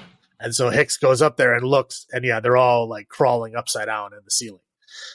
So he falls down. They all start shooting. Everybody starts shooting. Aliens are flying everywhere, explosions, gunfire. And they go to run into the next area, to kind of lock the door behind them. Burke goes in there, locks the door in front of them. So they can't get through. So they have to spend time, cutting their way through the door while they're still fighting. Hudson goes down during this fight. Everybody manages to make it into the kind of little room between the two doors because they get past that first locked door. They lock that door behind them. And then Burke locks the other door next to him. So they have to cut through that door too. As they're trying to cut through that door, Burke gets, attacked and killed on the other side, but they don't know that. They essentially just see, okay, this door is locked, this door, they're coming through. We have to get out of here. So Newt shows them the air duct entrance. So they go through there, and she's, because obviously she's been everywhere in this air duct system. She's lived in it for weeks. So she knows how to get to the airfield, right? Because at this point, the ship is coming down. Bishop's getting the ship down there. So they're going to go to Bishop through the air ducts. They're going through the air ducts. The aliens are chasing them the whole time. We lose Vasquez and Gorman at this point because they all run out of ammo and they kind of blow themselves up with a grenade, as the aliens are closing in on them. From that blast, Newt falls into another air duct. I mean, just this ridiculous scene where she just falls, literally rolls herself out of her jacket. I mean, it's very obviously done on purpose, but I guess whatever. The kid. She falls to the next level down. So they're not able to just escape. So they basically go down because it's Ripley and Hicks are the only one left. Ripley, Hicks, and Newt are the only one that left at this point. So Besides Bishop. Well, yeah, Bishop, but he's not in this running situation. So they go down to that next level. They find her under, she's like underneath the floor in like water. They have to cut through the floor. So they cut through the floor. As they're cutting through the floor, an alien comes up, grabs Newt, and takes her away. So by the time they get the floor cut open, she's gone. And she's like all screaming like, "Oh, they don't kill you. They just, they cocoon you up. We have to go find her," even though she's used the argument herself, like they're already dead before. Yes, but I guess it's Newt. Newt's close to what her daughter's age was when she last left. Right. And see, and this is again why the special edition makes more sense to me, is because if you're watching the theatrical edition, you don't get any of that her daughter stuff. Right. All that's cut out. So you don't get why she cares so much about this girl.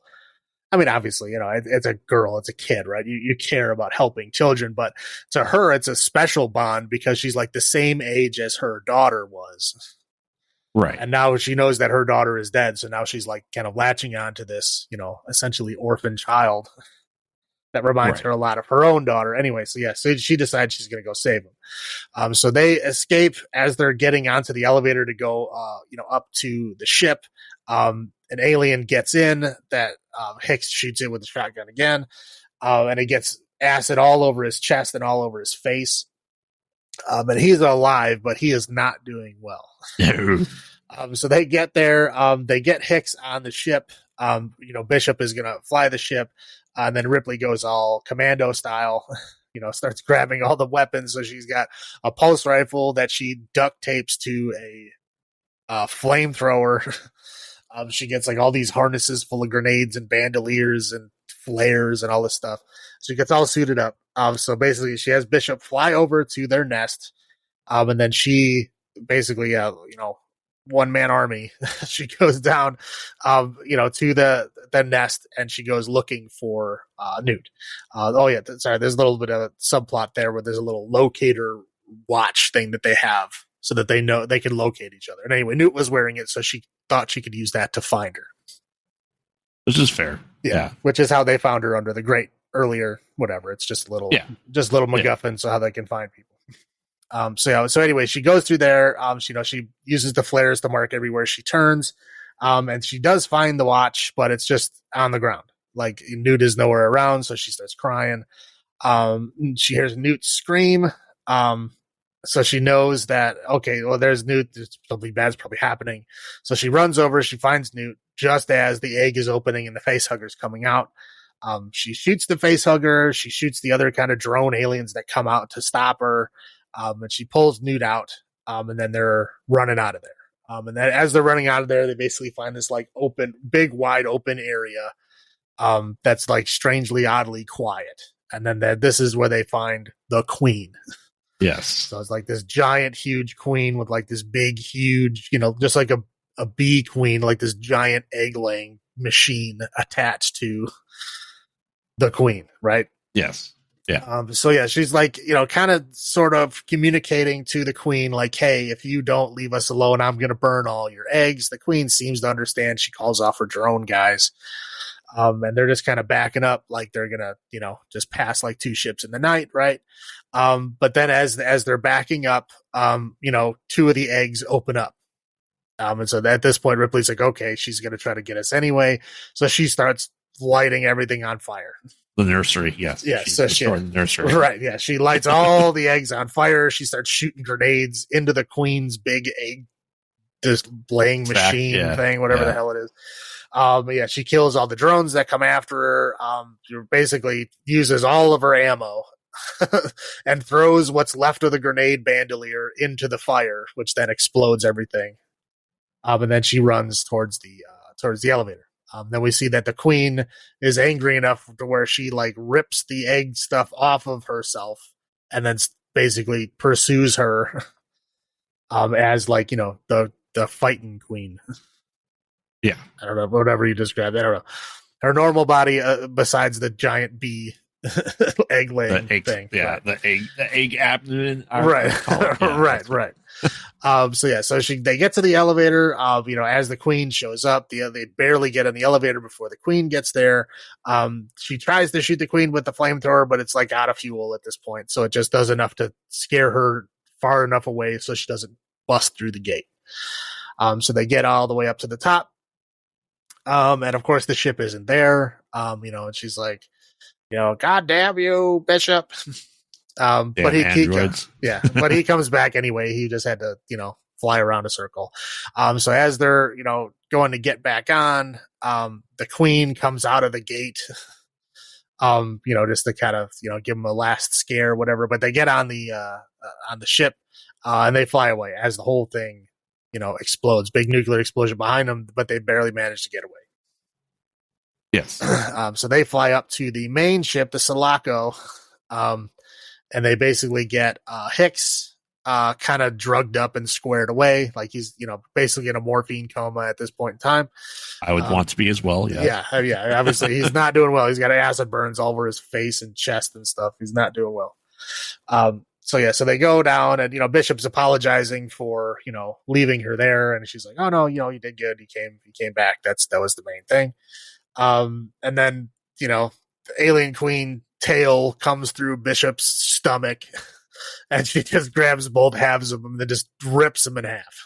Oh yeah, and throws both sides very far away. And of course they're like, "Oh no, this is bad." Ripley's trying to keep the queen's attention. She tells Newt to run.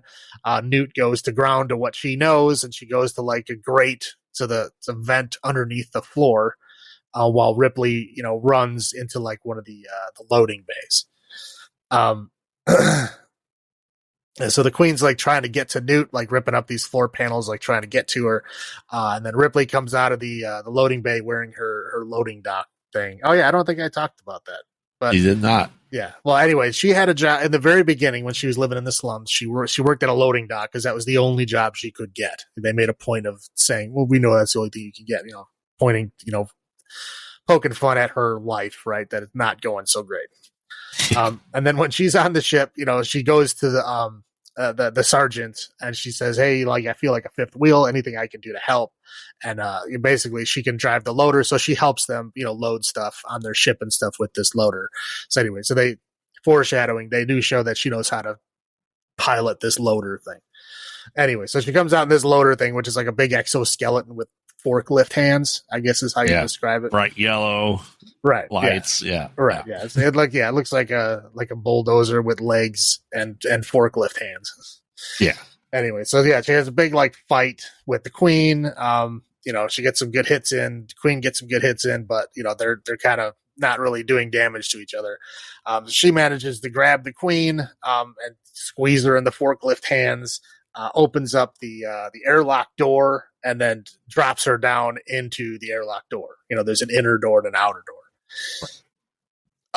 She falls in there. The loader falls on top of her. There's an interesting point that they make a point to show when the loader is falling down, that the loader smashes itself onto the floor, and they show the yellow light on top of it breaking. Okay, There's a shot specifically to show that.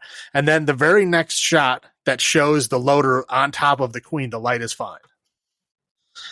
It's a self-repairing light. I know, it was bizarre. Like, why would you show this purpose, like this light breaking, and then it's not broken? Anyway, I've watched it too many times. Is the problem. So the basically the loader is on top of the queen, holding her down. She's like squirming around trying to get out, but she can't. Ripley gets out of the loader and starts walking up the ladder on the side. Queen grabs her leg and her sweet future Reeboks that she's wearing. Yes. And is holding on, and so she can't climb anymore. She's holding her down. She manages to open up the outer airlock door from the ladder that she's on. She hooks herself into the ladder. Loader gets pulled out. Eventually the queen gets pulled out into space. And then she closes the doors and she gets in.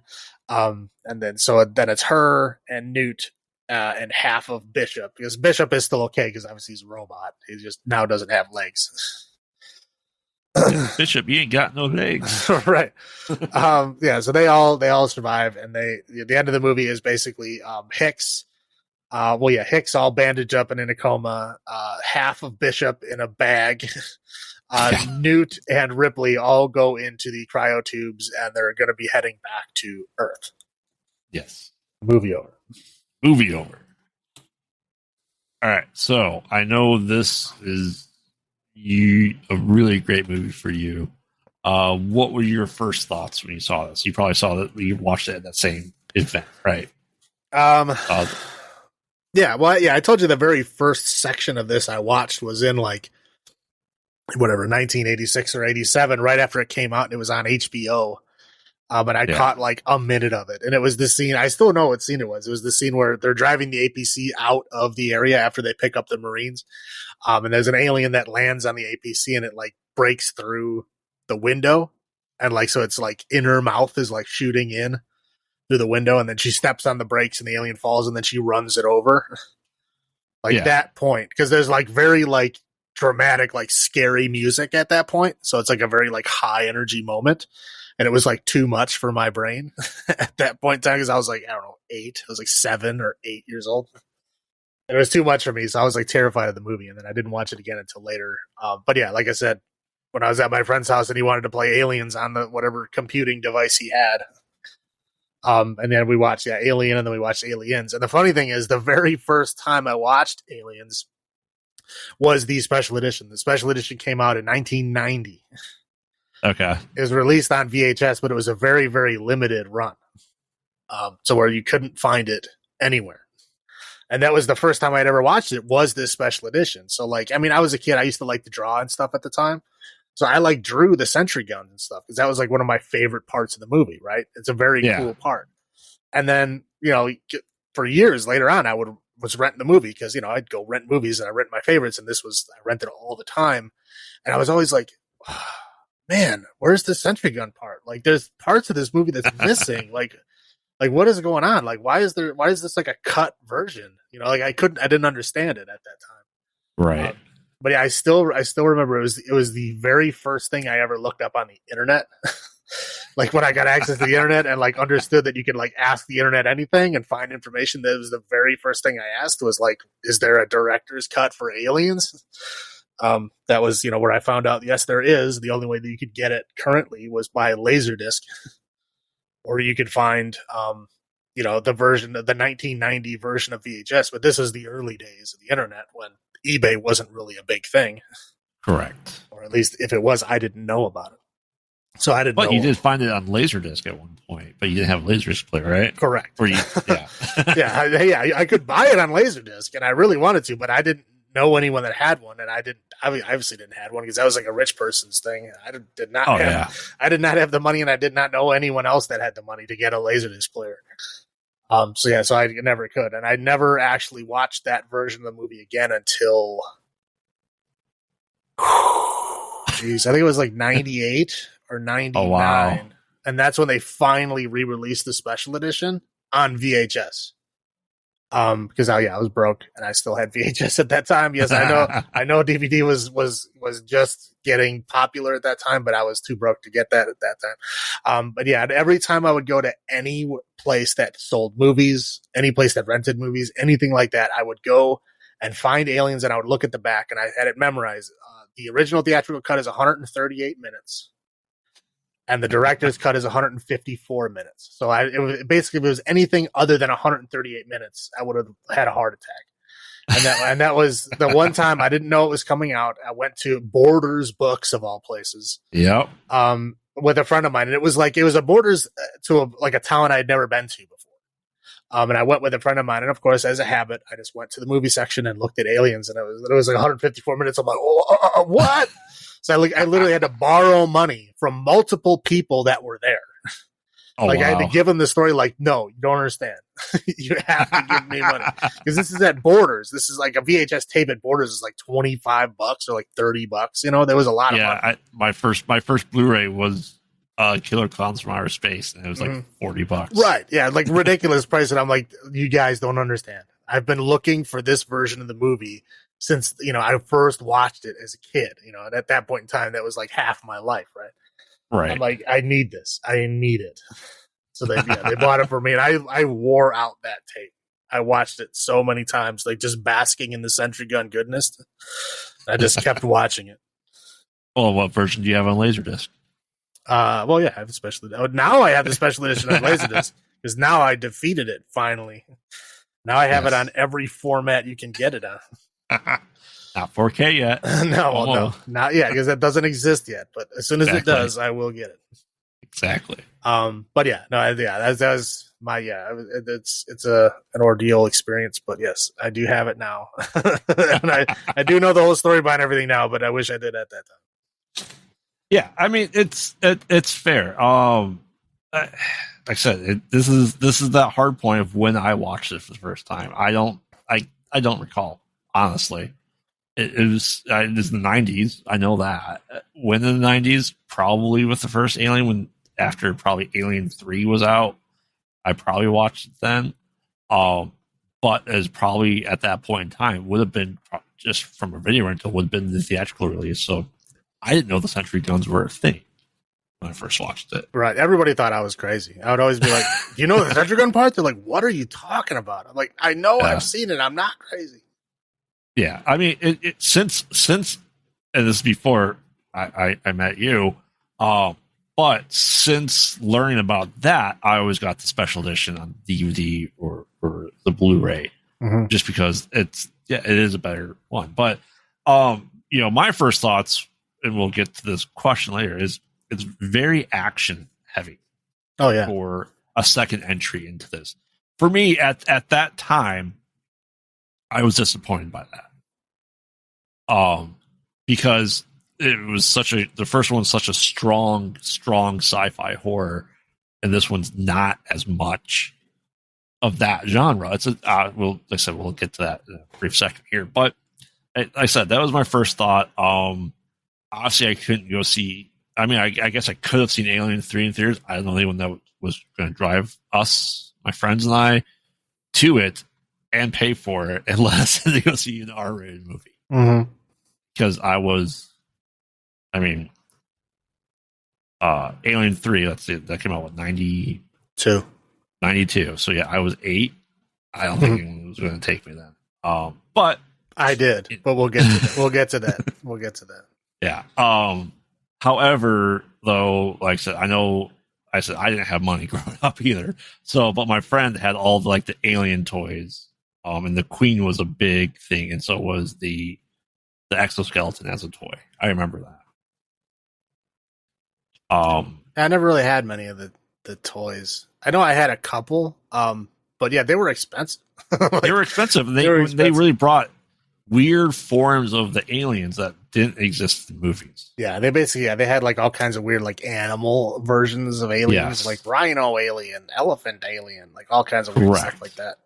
Correct.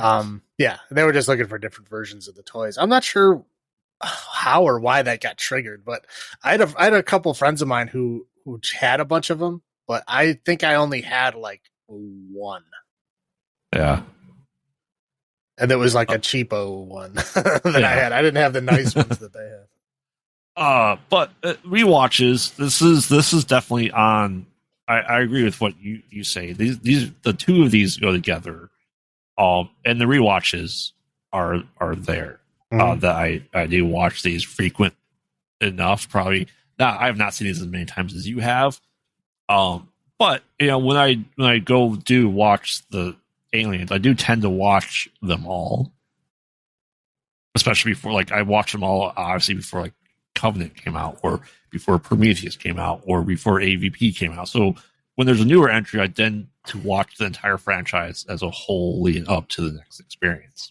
But see, I always sit down going, okay, I'm going to watch all of them.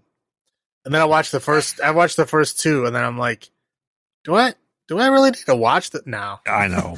It's rough. It is rough. So yeah, I've watched the first two a ton of times. I've had the idea to watch all of them a lot of times. I just never got past the second one. That's fair. We'll get into those reasons for yeah. So highlights for you. I know this is your movie, right? So what would you say the biggest highlight?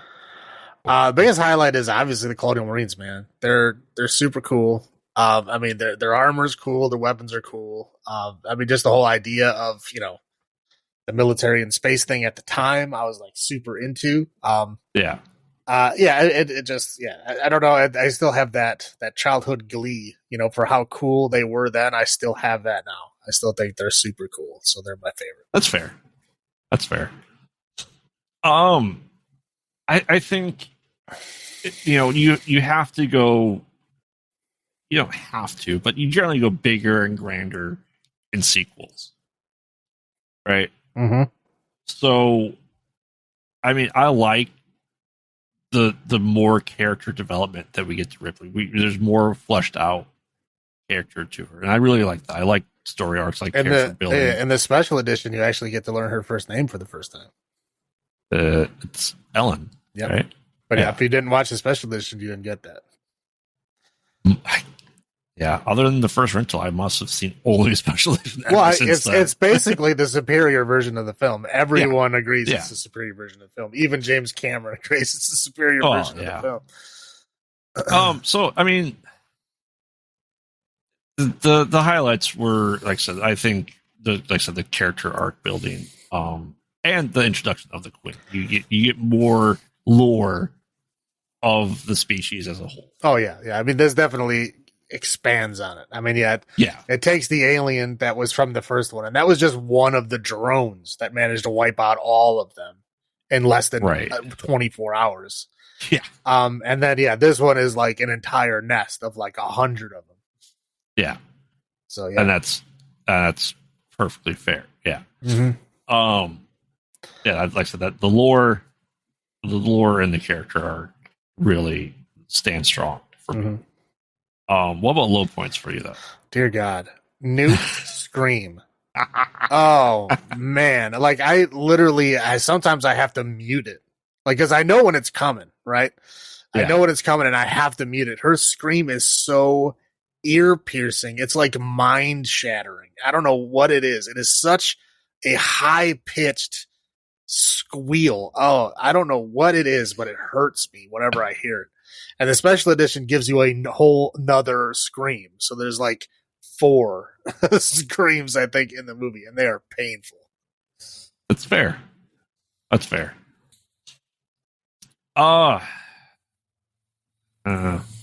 Low point for me, quite honestly, is kind of your highlight, though. Unfortunately, is the Marines. It is I understand this is the tactical military response to something like this, but I feel like it's such a departure from the first one with the action heavy oriented side of it. Well, I mean, at this one, they're basically going, they're doing bigger and better because it's a sequel, obviously, but they're also trying to show you just how really dangerous they are. They take basically the toughest military unit that they have at that time, and they put it up against them, and they get their asses kicked. But I mean, to be fair, they didn't have their guns, but right. I mean, it's become, especially in some of the other military stuff in the scary space movies that we watch, it's a cliche at this point. It is. I mean, they build them up, and they have to nerf them right away. Well, I mean, this one, they did, but again. If they didn't, there wouldn't be a whole lot of horror element in this movie. Right. So, like, if they went in there, well, I mean, there still would be. It's not like it would remove it, but it would take away a lot of it. It would take away a lot of what it meant. Yes. I mean, I don't disagree, but like I said, that's just the low point, just because of what happened. I said, I still thoroughly enjoy the movie. But, that comes to the question of, is it horror? I mean, it obviously there's parts of it that aren't. I mean, there's parts of it that are more action oriented than horror, but I mean, you're still getting picked off. I mean, it's like a multi-slasher, right? Yeah. When they go into the nest, I mean, they're getting the shit kicked out of them. They're just dying left and right, and they're not making an impact at all. Even if they kill 1 or 2, it's not changing what's happening to them. And even when they go back and hide, right, because they're afraid of these things and what they can do, and then they break in and kill them one by one again anyway. So, like, no matter what they're doing, they cannot stop them from killing them. Right. even with their weapons. I mean, yes, they have lower numbers and stuff, but even with their weapons, they're still getting killed one by one. So I mean, yeah, and then they even have the final girl thing of Ripley going back in to save somebody, right? Which is, a typical horror, element of the final girl trying to go back in and save people, Yeah. I mean, there's a lot of elements of a horror movie. Is it, as horror as the first one? No, not at all. It doesn't have, a lot of that suspense thriller part. It doesn't, I mean, it has some. It's not like it's gone, but it's not as intense as it is in the first one. Yeah, I mean, I can see that. It's more of a swarm creature feature, like Piranha, where there's just no matter what you do, you're just getting overloaded with it, right? Right. So it's instead of a singular slasher, it's a swarm, and that's what they are. Right. I mean, it's I'd say sci-fi action horror being the third element of it. That's just my thought. No, that's fair. Like I said, I mean, I'll be the first one to say it's not as big of a horror element as the first one. Yeah. But it's still there. It's just a little bit, lighter. Yes. All right. So, number of chest bursters out of 10 for you on this one, Salem? That's no brainer. It's 10. 10 chest bursters out of 10. Now, I know 10. I gave Alien 10 as well, but that's a 10 because it's a perfect sci-fi, thriller, suspense, horror movie, right? Right. And this is like, the perfect, action, horror, space movie. It's a good companion for Predator. Sure.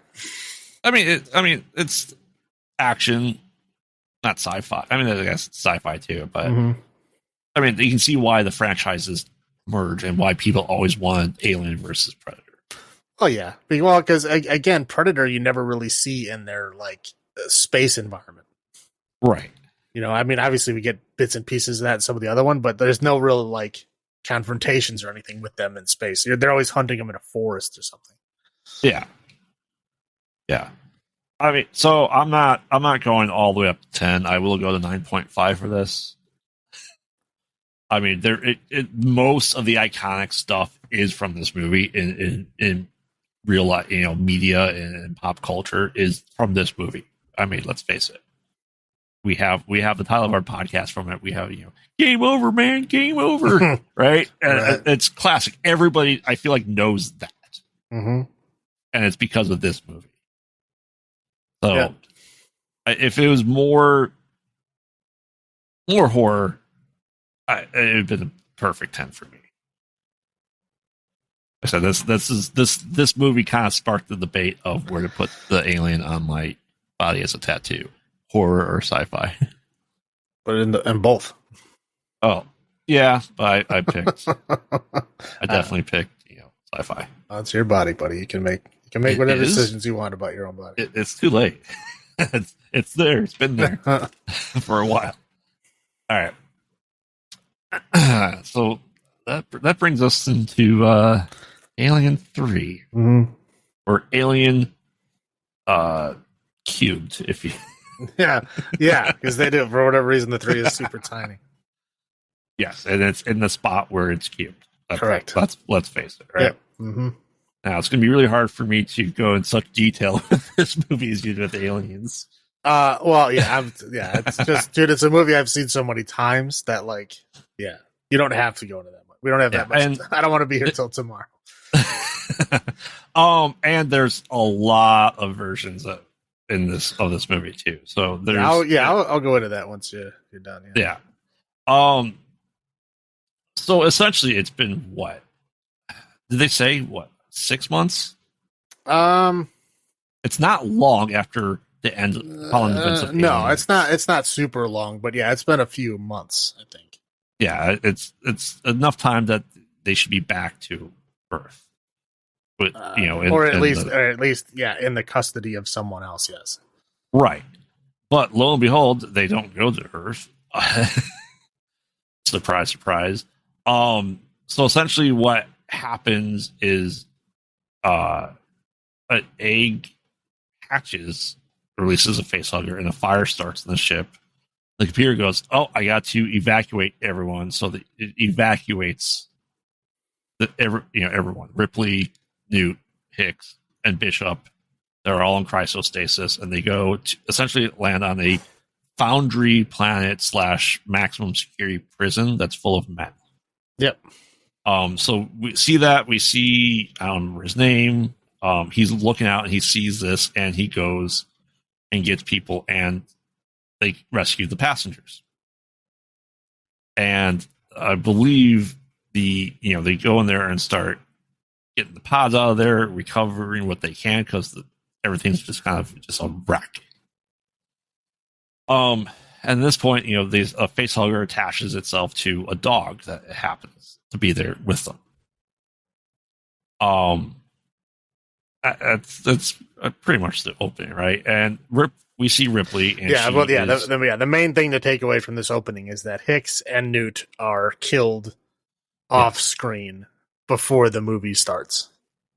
Yes, unforgivable in my mind. Because it took. Well, that wasn't the original plan. I know, because it's the time frame with the fiasco that happened behind the scenes with this movie. They want everyone to come back. They go, you know what? No, Ripley's still a survivor, right? She wasn't the final girl, therefore she is now again, right? They told her, oh, you're the only one left alive, and she felt like she kind of had like a dream of the facehugger attaching itself to someone. So she's talking to the prisoner warden, who I believe is in Dune, if I'm not mistaken. Maybe, I don't know. You're talking about the supervisor dude? Yeah, the stocky ball. Yeah, I don't know. I'm pretty sure he was like the only gay guy on Dune, and pretty sure that's what he was the villain of it. I thought the Baron. I could be wrong. Yeah, is it not him? I don't know. Okay. I don't think that guy was the Baron. Okay, he just reminds me of him for some reason. They're saying you're a woman here. This is all men. This could be really, really bad. She's like, okay, I've been against worse, and not against these type of things, right? Mm-hmm. Very implying that the inmates are worse than anything she's ever encountered. Of course. She meets the physician. Would you call him physician? I believe he was the head of the Lannister family. Well, yes, he is. He can skin a deer. He can do medical stuff, I guess, right? Rudimentary medical stuff. Yeah. He's the science officer for the place. Yes, played by Charles Dance, Tywin Lannister, of course. Yes. So she goes. Ripley convinces him, is like, I need to make sure. I think a facehugger was on her. No one believes her that this thing exists, because that's always the case. And she goes, I have to have an autopsy. So she's sitting there. He's like almost forcing him to have the autopsy of Newt, which is clearly obviously not the actress, because it's 5 years later, 6 years later. Yeah. Well, they only really show like her eyes. They don't even really show her whole face. Yeah. And opens her up and starts going through here. He's like, well, what am I looking for? Anything that's not human or normal or anything like that. Is like, he starts taking out pieces. This is perfectly normal. There's nothing here. You're crazy. Right. So she goes, you know what? Just to be safe, we have to get rid of these, burn them or some way or how, right? So you go, okay. Then they have a funeral in the foundry, and essentially, I would call him younger at this point, younger Forrest Whitaker. Yeah. Okay. Right. Well, he was. He was in that sitcom around this time. Yeah. Rock, I think, was the name of the sitcom. Something like that. I think he's the main guy from that show. He just reminds me of Forrest Whitaker. Oh yeah, I get that. Yeah. When I first saw this, I thought, later on, is that Forrest Whitaker? And I had to look it up on IMDb. No, he doesn't have the twitchy eye like Forrest Whitaker does. That's fair. I thought maybe it was a twitch that came later on. No, he had it even when he was younger. He had that same eye. Yeah. So he's the preacher.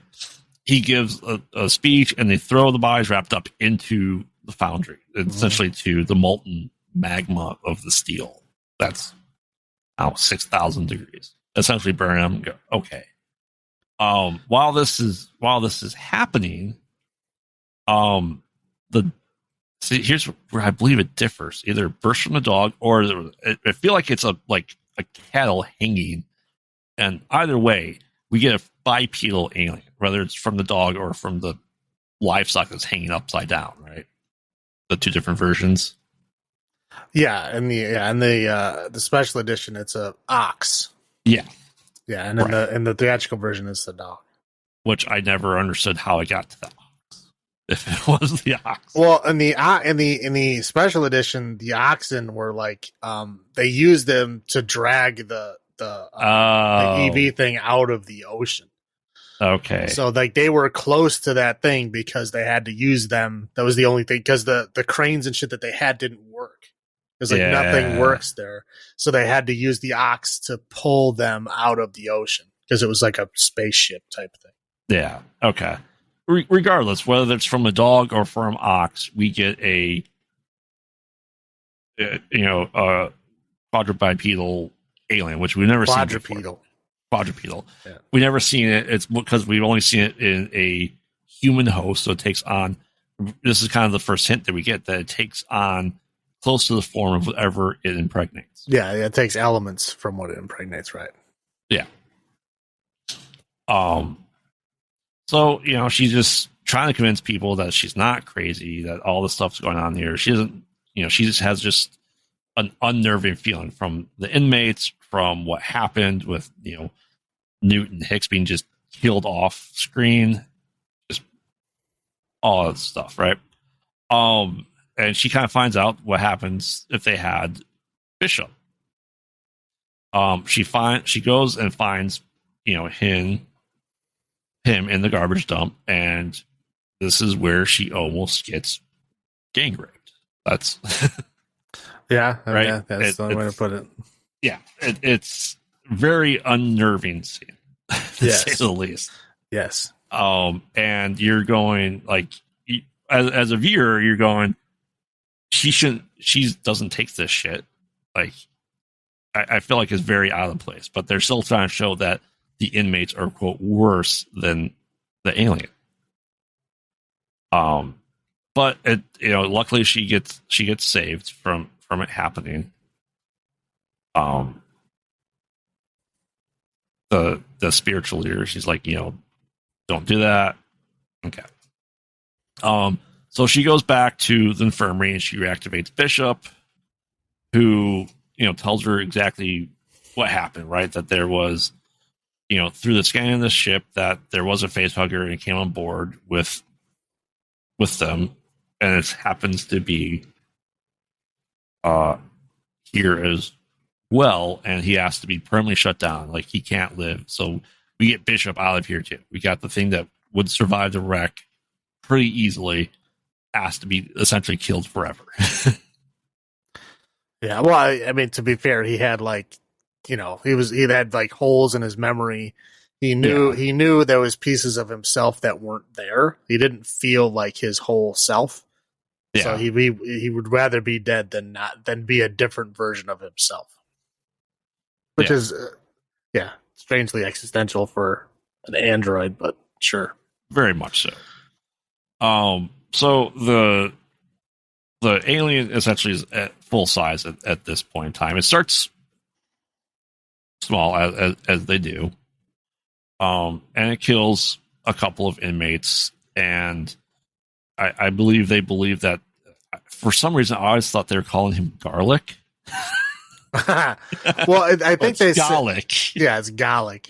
It's Garlic. And that's how they say it. So it's like that. The accent sounds like garlic to me when I was watching it. I'm like, I thought the same thing at first, because in the scene that they introduce his name, in the special edition, there's two guys sitting at the table. You're like, how come you don't like working this guy? He smells. Yeah, how come you don't like working with them? They're like, well, garlic smells bad. Like they like, that's what I'm like. Okay, that's a good nickname to have, Garlic, because you smell bad. He eats a lot of garlic, and garlic, right? Like that's what it comes from your pores, right? Yeah. That's what I thought, and then later on, I'm like, oh, it's garlic. Like that's it's odd, but yes, no, his name is Golic, Golic, not garlic. Yeah. So I'm not alone in that thinking that. No, not at all. Okay, because I had to talk to the wife. I'm like, is it garlic? am I hearing this wrong? Like, what's going on? So she's talking to, prison warden and say, hey, it's here. No. He just kind of dismisses her. Right. I would say that. Well, yeah, he says everyone should band together and kill it. He doesn't believe it, of course. Saying even if it were true, we have 0 weapons. This is a maximum security prison. We don't have weapons. What do you want us to do? All we can do is call a ship that's going to be here in 2 weeks. Well, that's what they originally thought. Yeah. Yeah. And it's from the Weyland-Yutani Corporation, which we saw in Aliens. She gets real close with Charles Dance, and they do it as you do when you're real filthy and greasy. Well, yeah, she's been out in space a long time, man. For her, it's been a week. Well, I mean, yeah, she's also been the whole mining expedition. She still wasn't with anybody out there. Yeah, we don't know how long all that was. I mean, it's been a year. He's a sexy man. People have needs. Yeah, people have needs. It's okay. Right. And then they're talking, and I believe, Golic was in the infirmary too, because after seeing all this stuff and being blamed, he goes insane too. People were concerned about him because he was a mass murderer and think, he would kill people. That's what he does. So he's isn't he sedated a bit? Yeah. Yeah, it's very heavily implied sedated. Yeah. And she's back in the infirmary talking to him, and she's talking about all the stuff. And the alien comes in and kills Charles Dance. And was ready to kill her, but doesn't, and just goes away. Yeah, sniffs her and then goes away. Sniffs her and oh, that's weird, right? I'd say the iconic scene from this movie. Right. Yeah, that was, it was I think it was on the posters and shit. I mean, it was that scene was it was all over. And people recreated it with the stapler, with the piece of the stapler coming out against a picture of her. Right. The iconic shaved head turned, face of the xenomorph there with the mouth coming out. Oh yeah. She did have her head shaved. Everybody has their head shaved in this movie. Yes, for lice. Yeah, because they have lice. I mean, it's disgusting the amount of lice that are everywhere. Oh yeah. They're giant lice. Even if I had hair, I would shave my head if I was there too. Oh dear God. Right. She goes, okay. She goes to tell everyone, there that this is going on, to warn everyone else. And they go, no, don't listen to her. This is a warden again, right? Saying this isn't true, but while he's talking about that, he gets kind of dragged off and killed. So they're like, oh shit, she's right. So she's talking about, a plan that they need to do. We have to, if we don't kill this, if we don't band together, this is going to kill us off one by one. So, she starts harboring a plan of essentially pouring, toxic waste that's flammable into the ventilation system, ignite to flush it out. And they go through huge tunnels, right? And they're setting up this chain of command, like the fires that are lit in Lord of the Rings. That's the same idea, essentially, of them flushing out and killing it. And then trying to burn it with whatever they could at that point. As they're working this out, a premature explosion essentially happens. And many of the inmates, we don't know most of their names at this point in time, are killed. So her plan's kind of null and void at this point in time, right? Like they sealed some doors, and you see the alien kind of like kill a guy and go bang against the door, start dunking it out, but it still holds pretty well. So does it see her again at this point? I think at this point she goes to look for it. Yeah. Because she wants to like be sure of what she heard. So she goes and looks for it and finds it, and it again refuses to attack her and runs away. But this time she like presents herself to it. So like it's alone, there's nothing else going on. Right. At this point she knows something's wrong, and that's when she goes back to Yeah. So she goes to their escape pod for the medical equipment, and she scans herself, and she sees an alien growing inside of her. And she also finds out that the Wayland company wants to use these as weapons, as a biological weapon, which is fair. They are weapons. Yeah.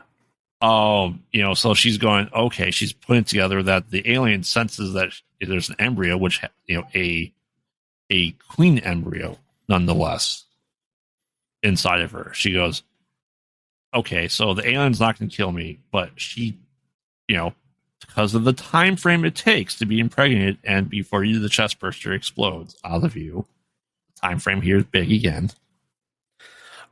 Yeah, this one I'll give a little bit of leeway to, simply because it's a queen. Yeah, it's a queen, and we don't know anything about what different time frame a queen would have. So this one I don't really hold this one into like that. Like, oh, they're not following the timeline. Like, again, it's different enough to where, okay, whatever. Maybe the queen takes 48 hours instead of 6, whatever. It's still a lengthy time frame. Oh, yeah.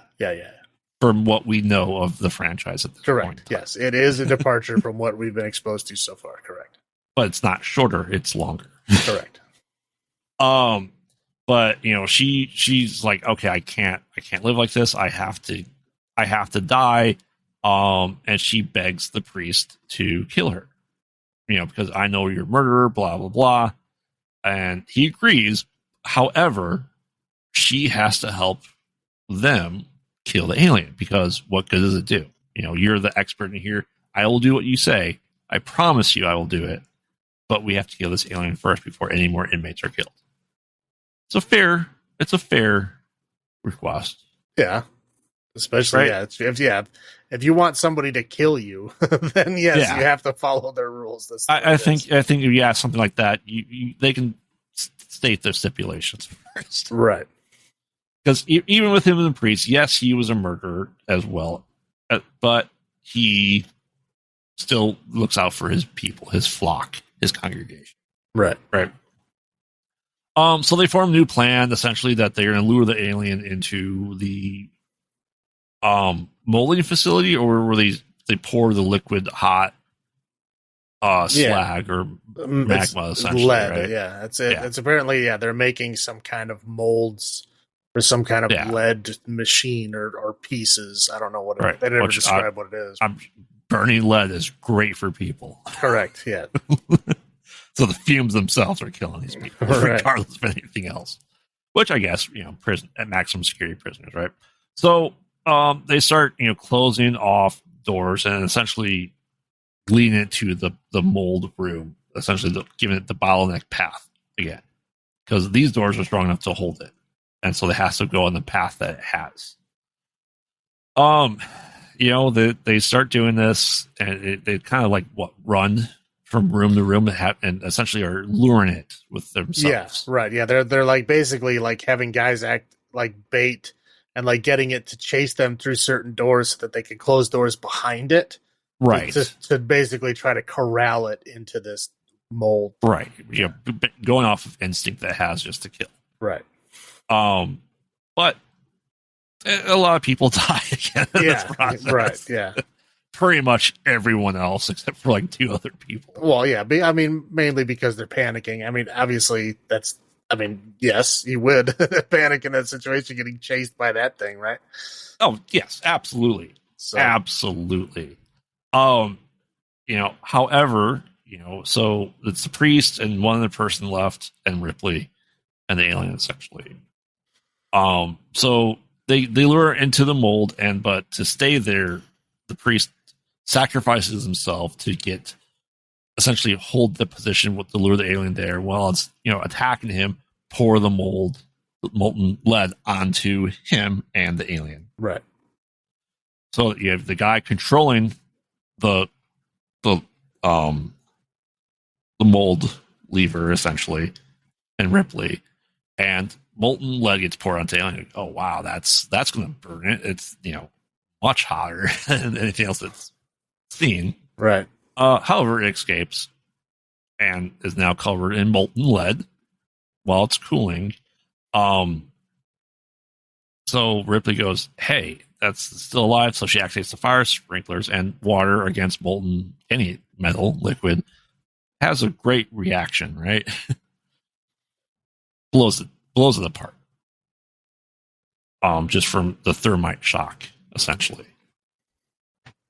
So here's we get to more of things that are whether in the special edition or not.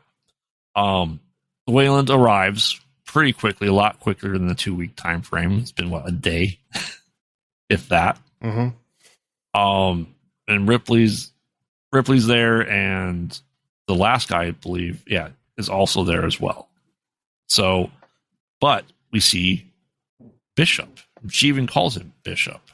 Says, "Oh no, I'm Bishop's creator," and it's played by our good friend Lance Henriksen, right? Right. Yeah, they don't. He doesn't say what his name is. He just says, "I'm his creator." Yeah, that's it. Yeah.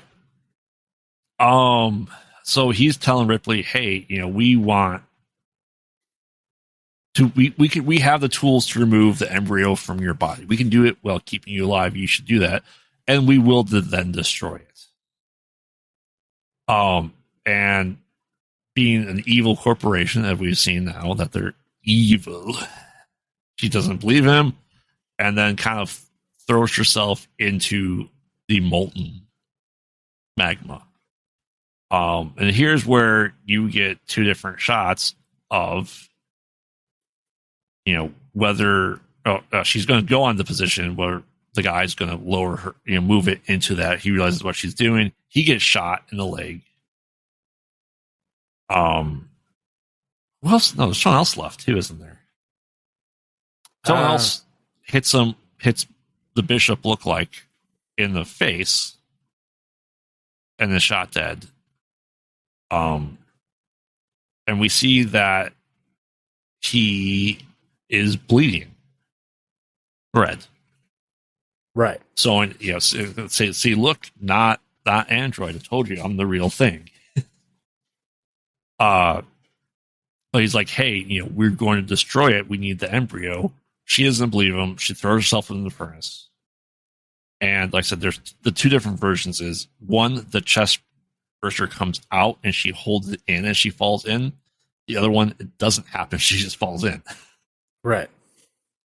And so regardless, Ripley is dead. The queen that's inside her dead. As far as where Ripley and the alien species are dead, and the facilities are closed down because there's just one guy left. And essentially, we hear the final logbook of Ripley playing from the first movie. Right.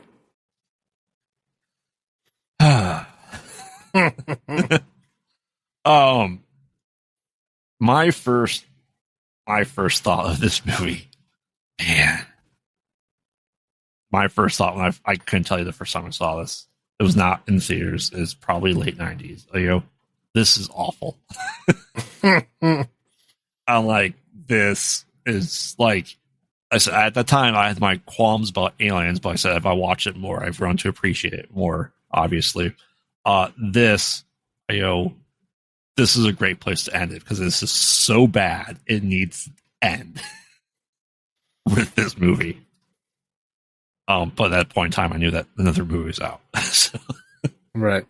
Like I said, first saw, I was like, this is such a departure. This is like not even horror. It is like a prison break-ish type movie. I mean, it's horror. I mean, it's everybody's getting picked off one by one, and then they're trying to like fight back against it, but they're so overpowered that they're getting slaughtered anyway. I mean, those are all horror elements. Yeah. I mean, what were your first thoughts when you saw this movie? Well, this movie I watched in theaters when it came out in 1992. I went and saw it. I remember it very vividly because it was the only time I can remember doing anything with my paternal grandfather. Okay. Like just me and him. It's the only time I can ever remember we actually ever did something.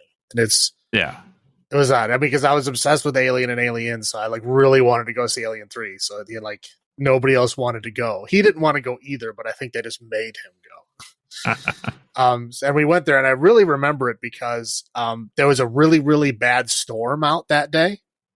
Yeah. And when we were watching the movie, the power actually went out during the movie. It happened 3 times. Oh, wow. And it happened at the gang rape scene.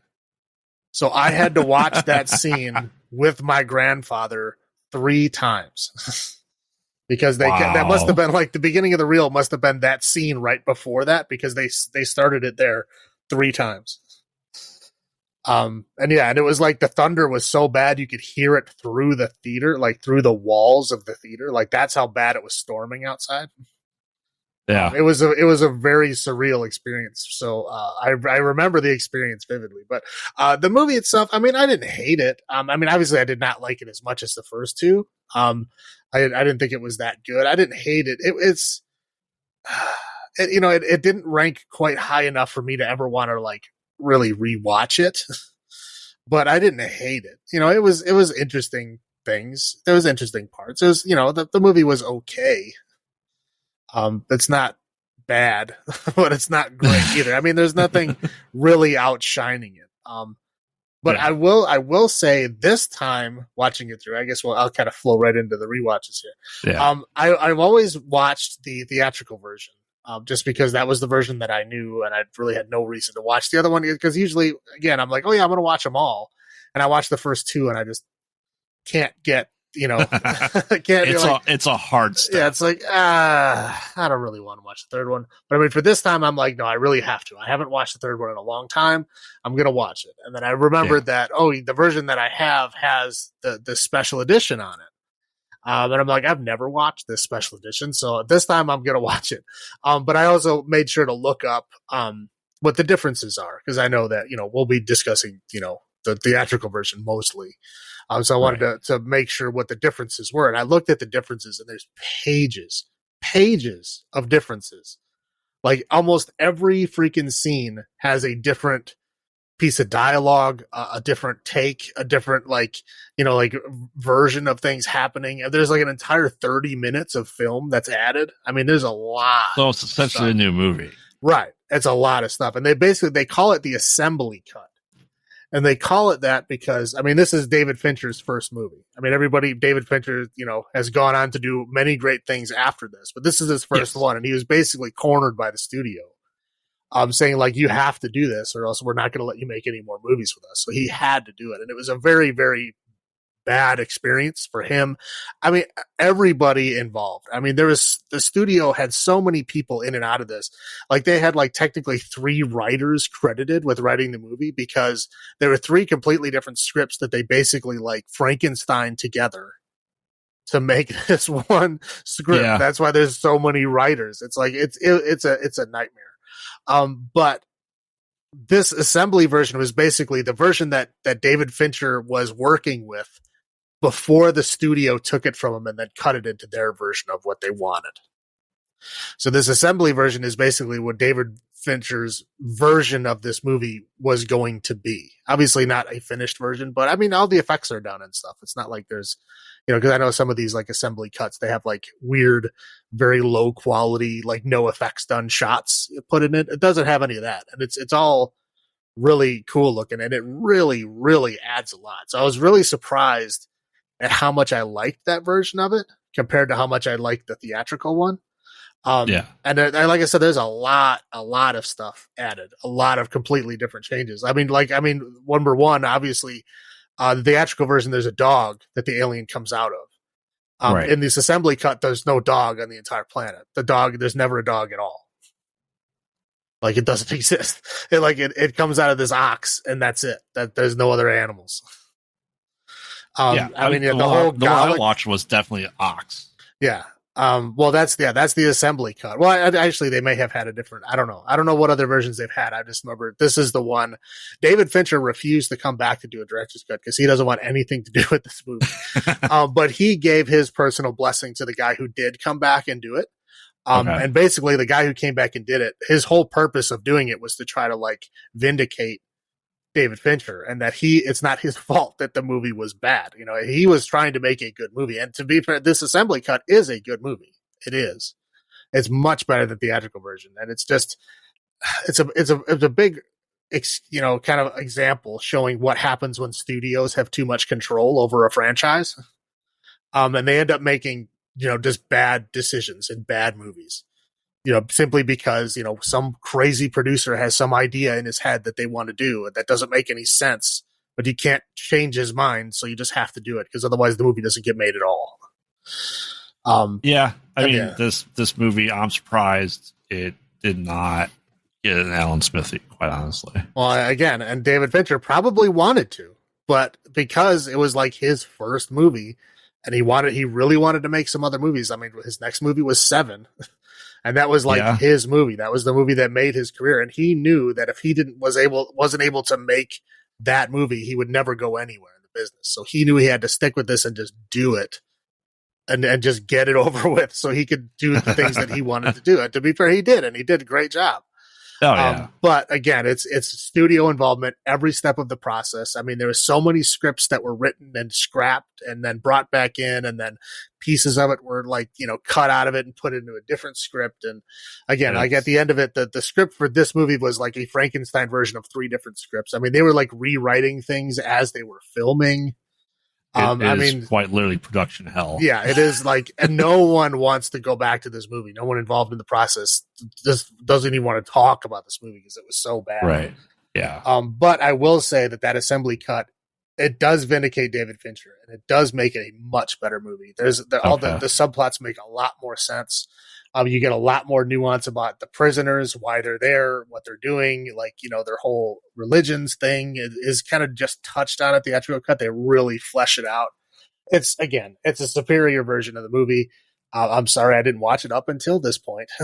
But yeah. Is that in the quadrilogy? Yeah. Yeah. So I have it. Probably. I must have watched, my version's the DVD one. Oh. That makes sense. So yeah, I don't know if there might be other directors' cuts, but I know this one is specifically the assembly cut, and then that's the one. It's like I said, almost every scene has a change. I mean, there's so many changes; it's ridiculous. I couldn't even start to describe them all. But it is a superior version. So I mean, I would obviously, if this you're to watch the movie for the first time, I would watch the theatrical cut. Otherwise, people aren't going to know what you're talking about if you're talking about the movie. But then you should also watch, this other movie. If you think that the movie's bad, watch that version of the movie, and they'd be like, okay, it's not as bad. Yeah, I'm not going to say it's great, but it is much better than I originally thought. I mean, if I do another rewatch of this franchise, which with the show coming out, probably going to again. Let's face it. I'll try to do the assembly cut for rewatch, but rewatch. Why I agree with your statement before. It's okay. Can we just skip, the next couple? And I'll actually pick up with Alien versus Predator before this. Quite honestly, I don't know. I like the fourth one, but we'll get there. Okay. Highlights for me is realistically the only highlight for me is the lore edition that we actually see, the xenomorph take elements or more of a form of the host. I think that's the biggest piece we can get from this. And then the fact that there actually is more of an intelligence to these to understand not to kill someone that there is a queen embryo. So I mean, they're sticking to that lore of the hive mind, and essentially is obeying the queen while still embryo form. And the acting was good in it too. Yeah, and that's the thing is, like, when you go to the assembly cut, they really do showcase much more of the nuance of these characters. Like, yeah, like, again, all of the prisoner characters were pretty one dimensional in theatrical cut. Yes. Yeah. And in this one, they really do give you a lot more depth. I mean, there's a whole subplot with Gallic. He's not just in like the 2 scenes that he's in the theatrical version. Like, he's actually like almost like a secondary antagonist in the assembly cut.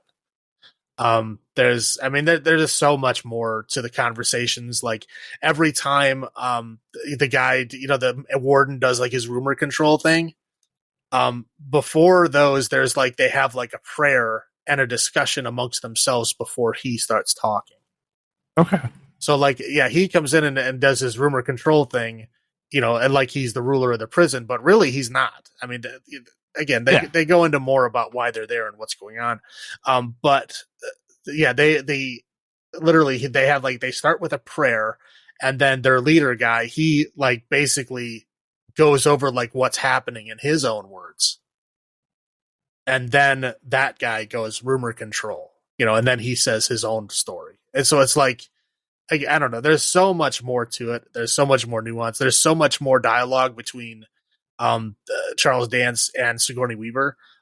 There's like so much more. They actually like, have like a mini relationship. In the first one, it's like they kind of barely know each other and they just bone because they got nothing better to do, kind of thing. Yeah. And in the assembly cut, they actually, I mean, it's still more or less that, but I mean, at least there's like they get to know each other a little bit more up until that point. I don't know. I was just very, very surprised at how much I enjoyed the assembly cut. Surprisingly, because I in general don't really like 3 all that much. Right. All right. But yeah, my highlights would be the acting. Obviously, that just the story part of it. I really like the ending. Because it is a bad ending. I mean, oh yeah, she dies. There's no other way. Even in both cuts of the movie, she dies. She dies in slightly different ways. But she dies. There's no like goofy hero ending to where she somehow removes the queen and survives. Right. Which happens in Prometheus later, which I don't. Again, it takes away from the story. You know what I mean? It kind of like cheats the story, I would say. So yeah, I think it would be a cheated story if she was able to do that. I do like the ending it's a bad ending, more or less. Yeah. And then the low point is obviously that they killed off Hicks and Newt in the opening freaking credits without any even thought at all. I understand it was a studio thing, but such a waste. I mean, they forced her into the final girldom, right? Like studio force. Yeah. I've seen what could have happened in this movie because I've read the other scripts that were going to be Alien 3. My very favorite is, of course, the one by William Gibson.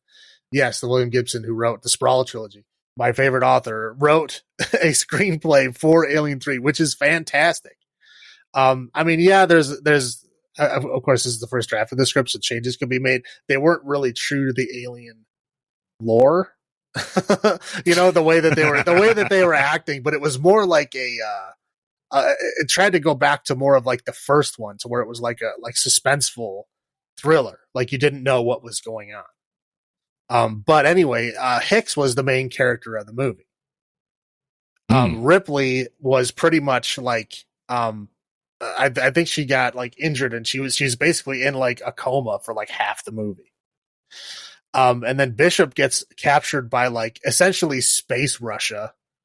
So there's like this weird, like, kind of, like political Cold War going on between these like 2 political bodies. Yeah. And like Bishop gets captured by the, like, against, the Russian side. And then, Hicks and Ripley are on the American, colonial marine side.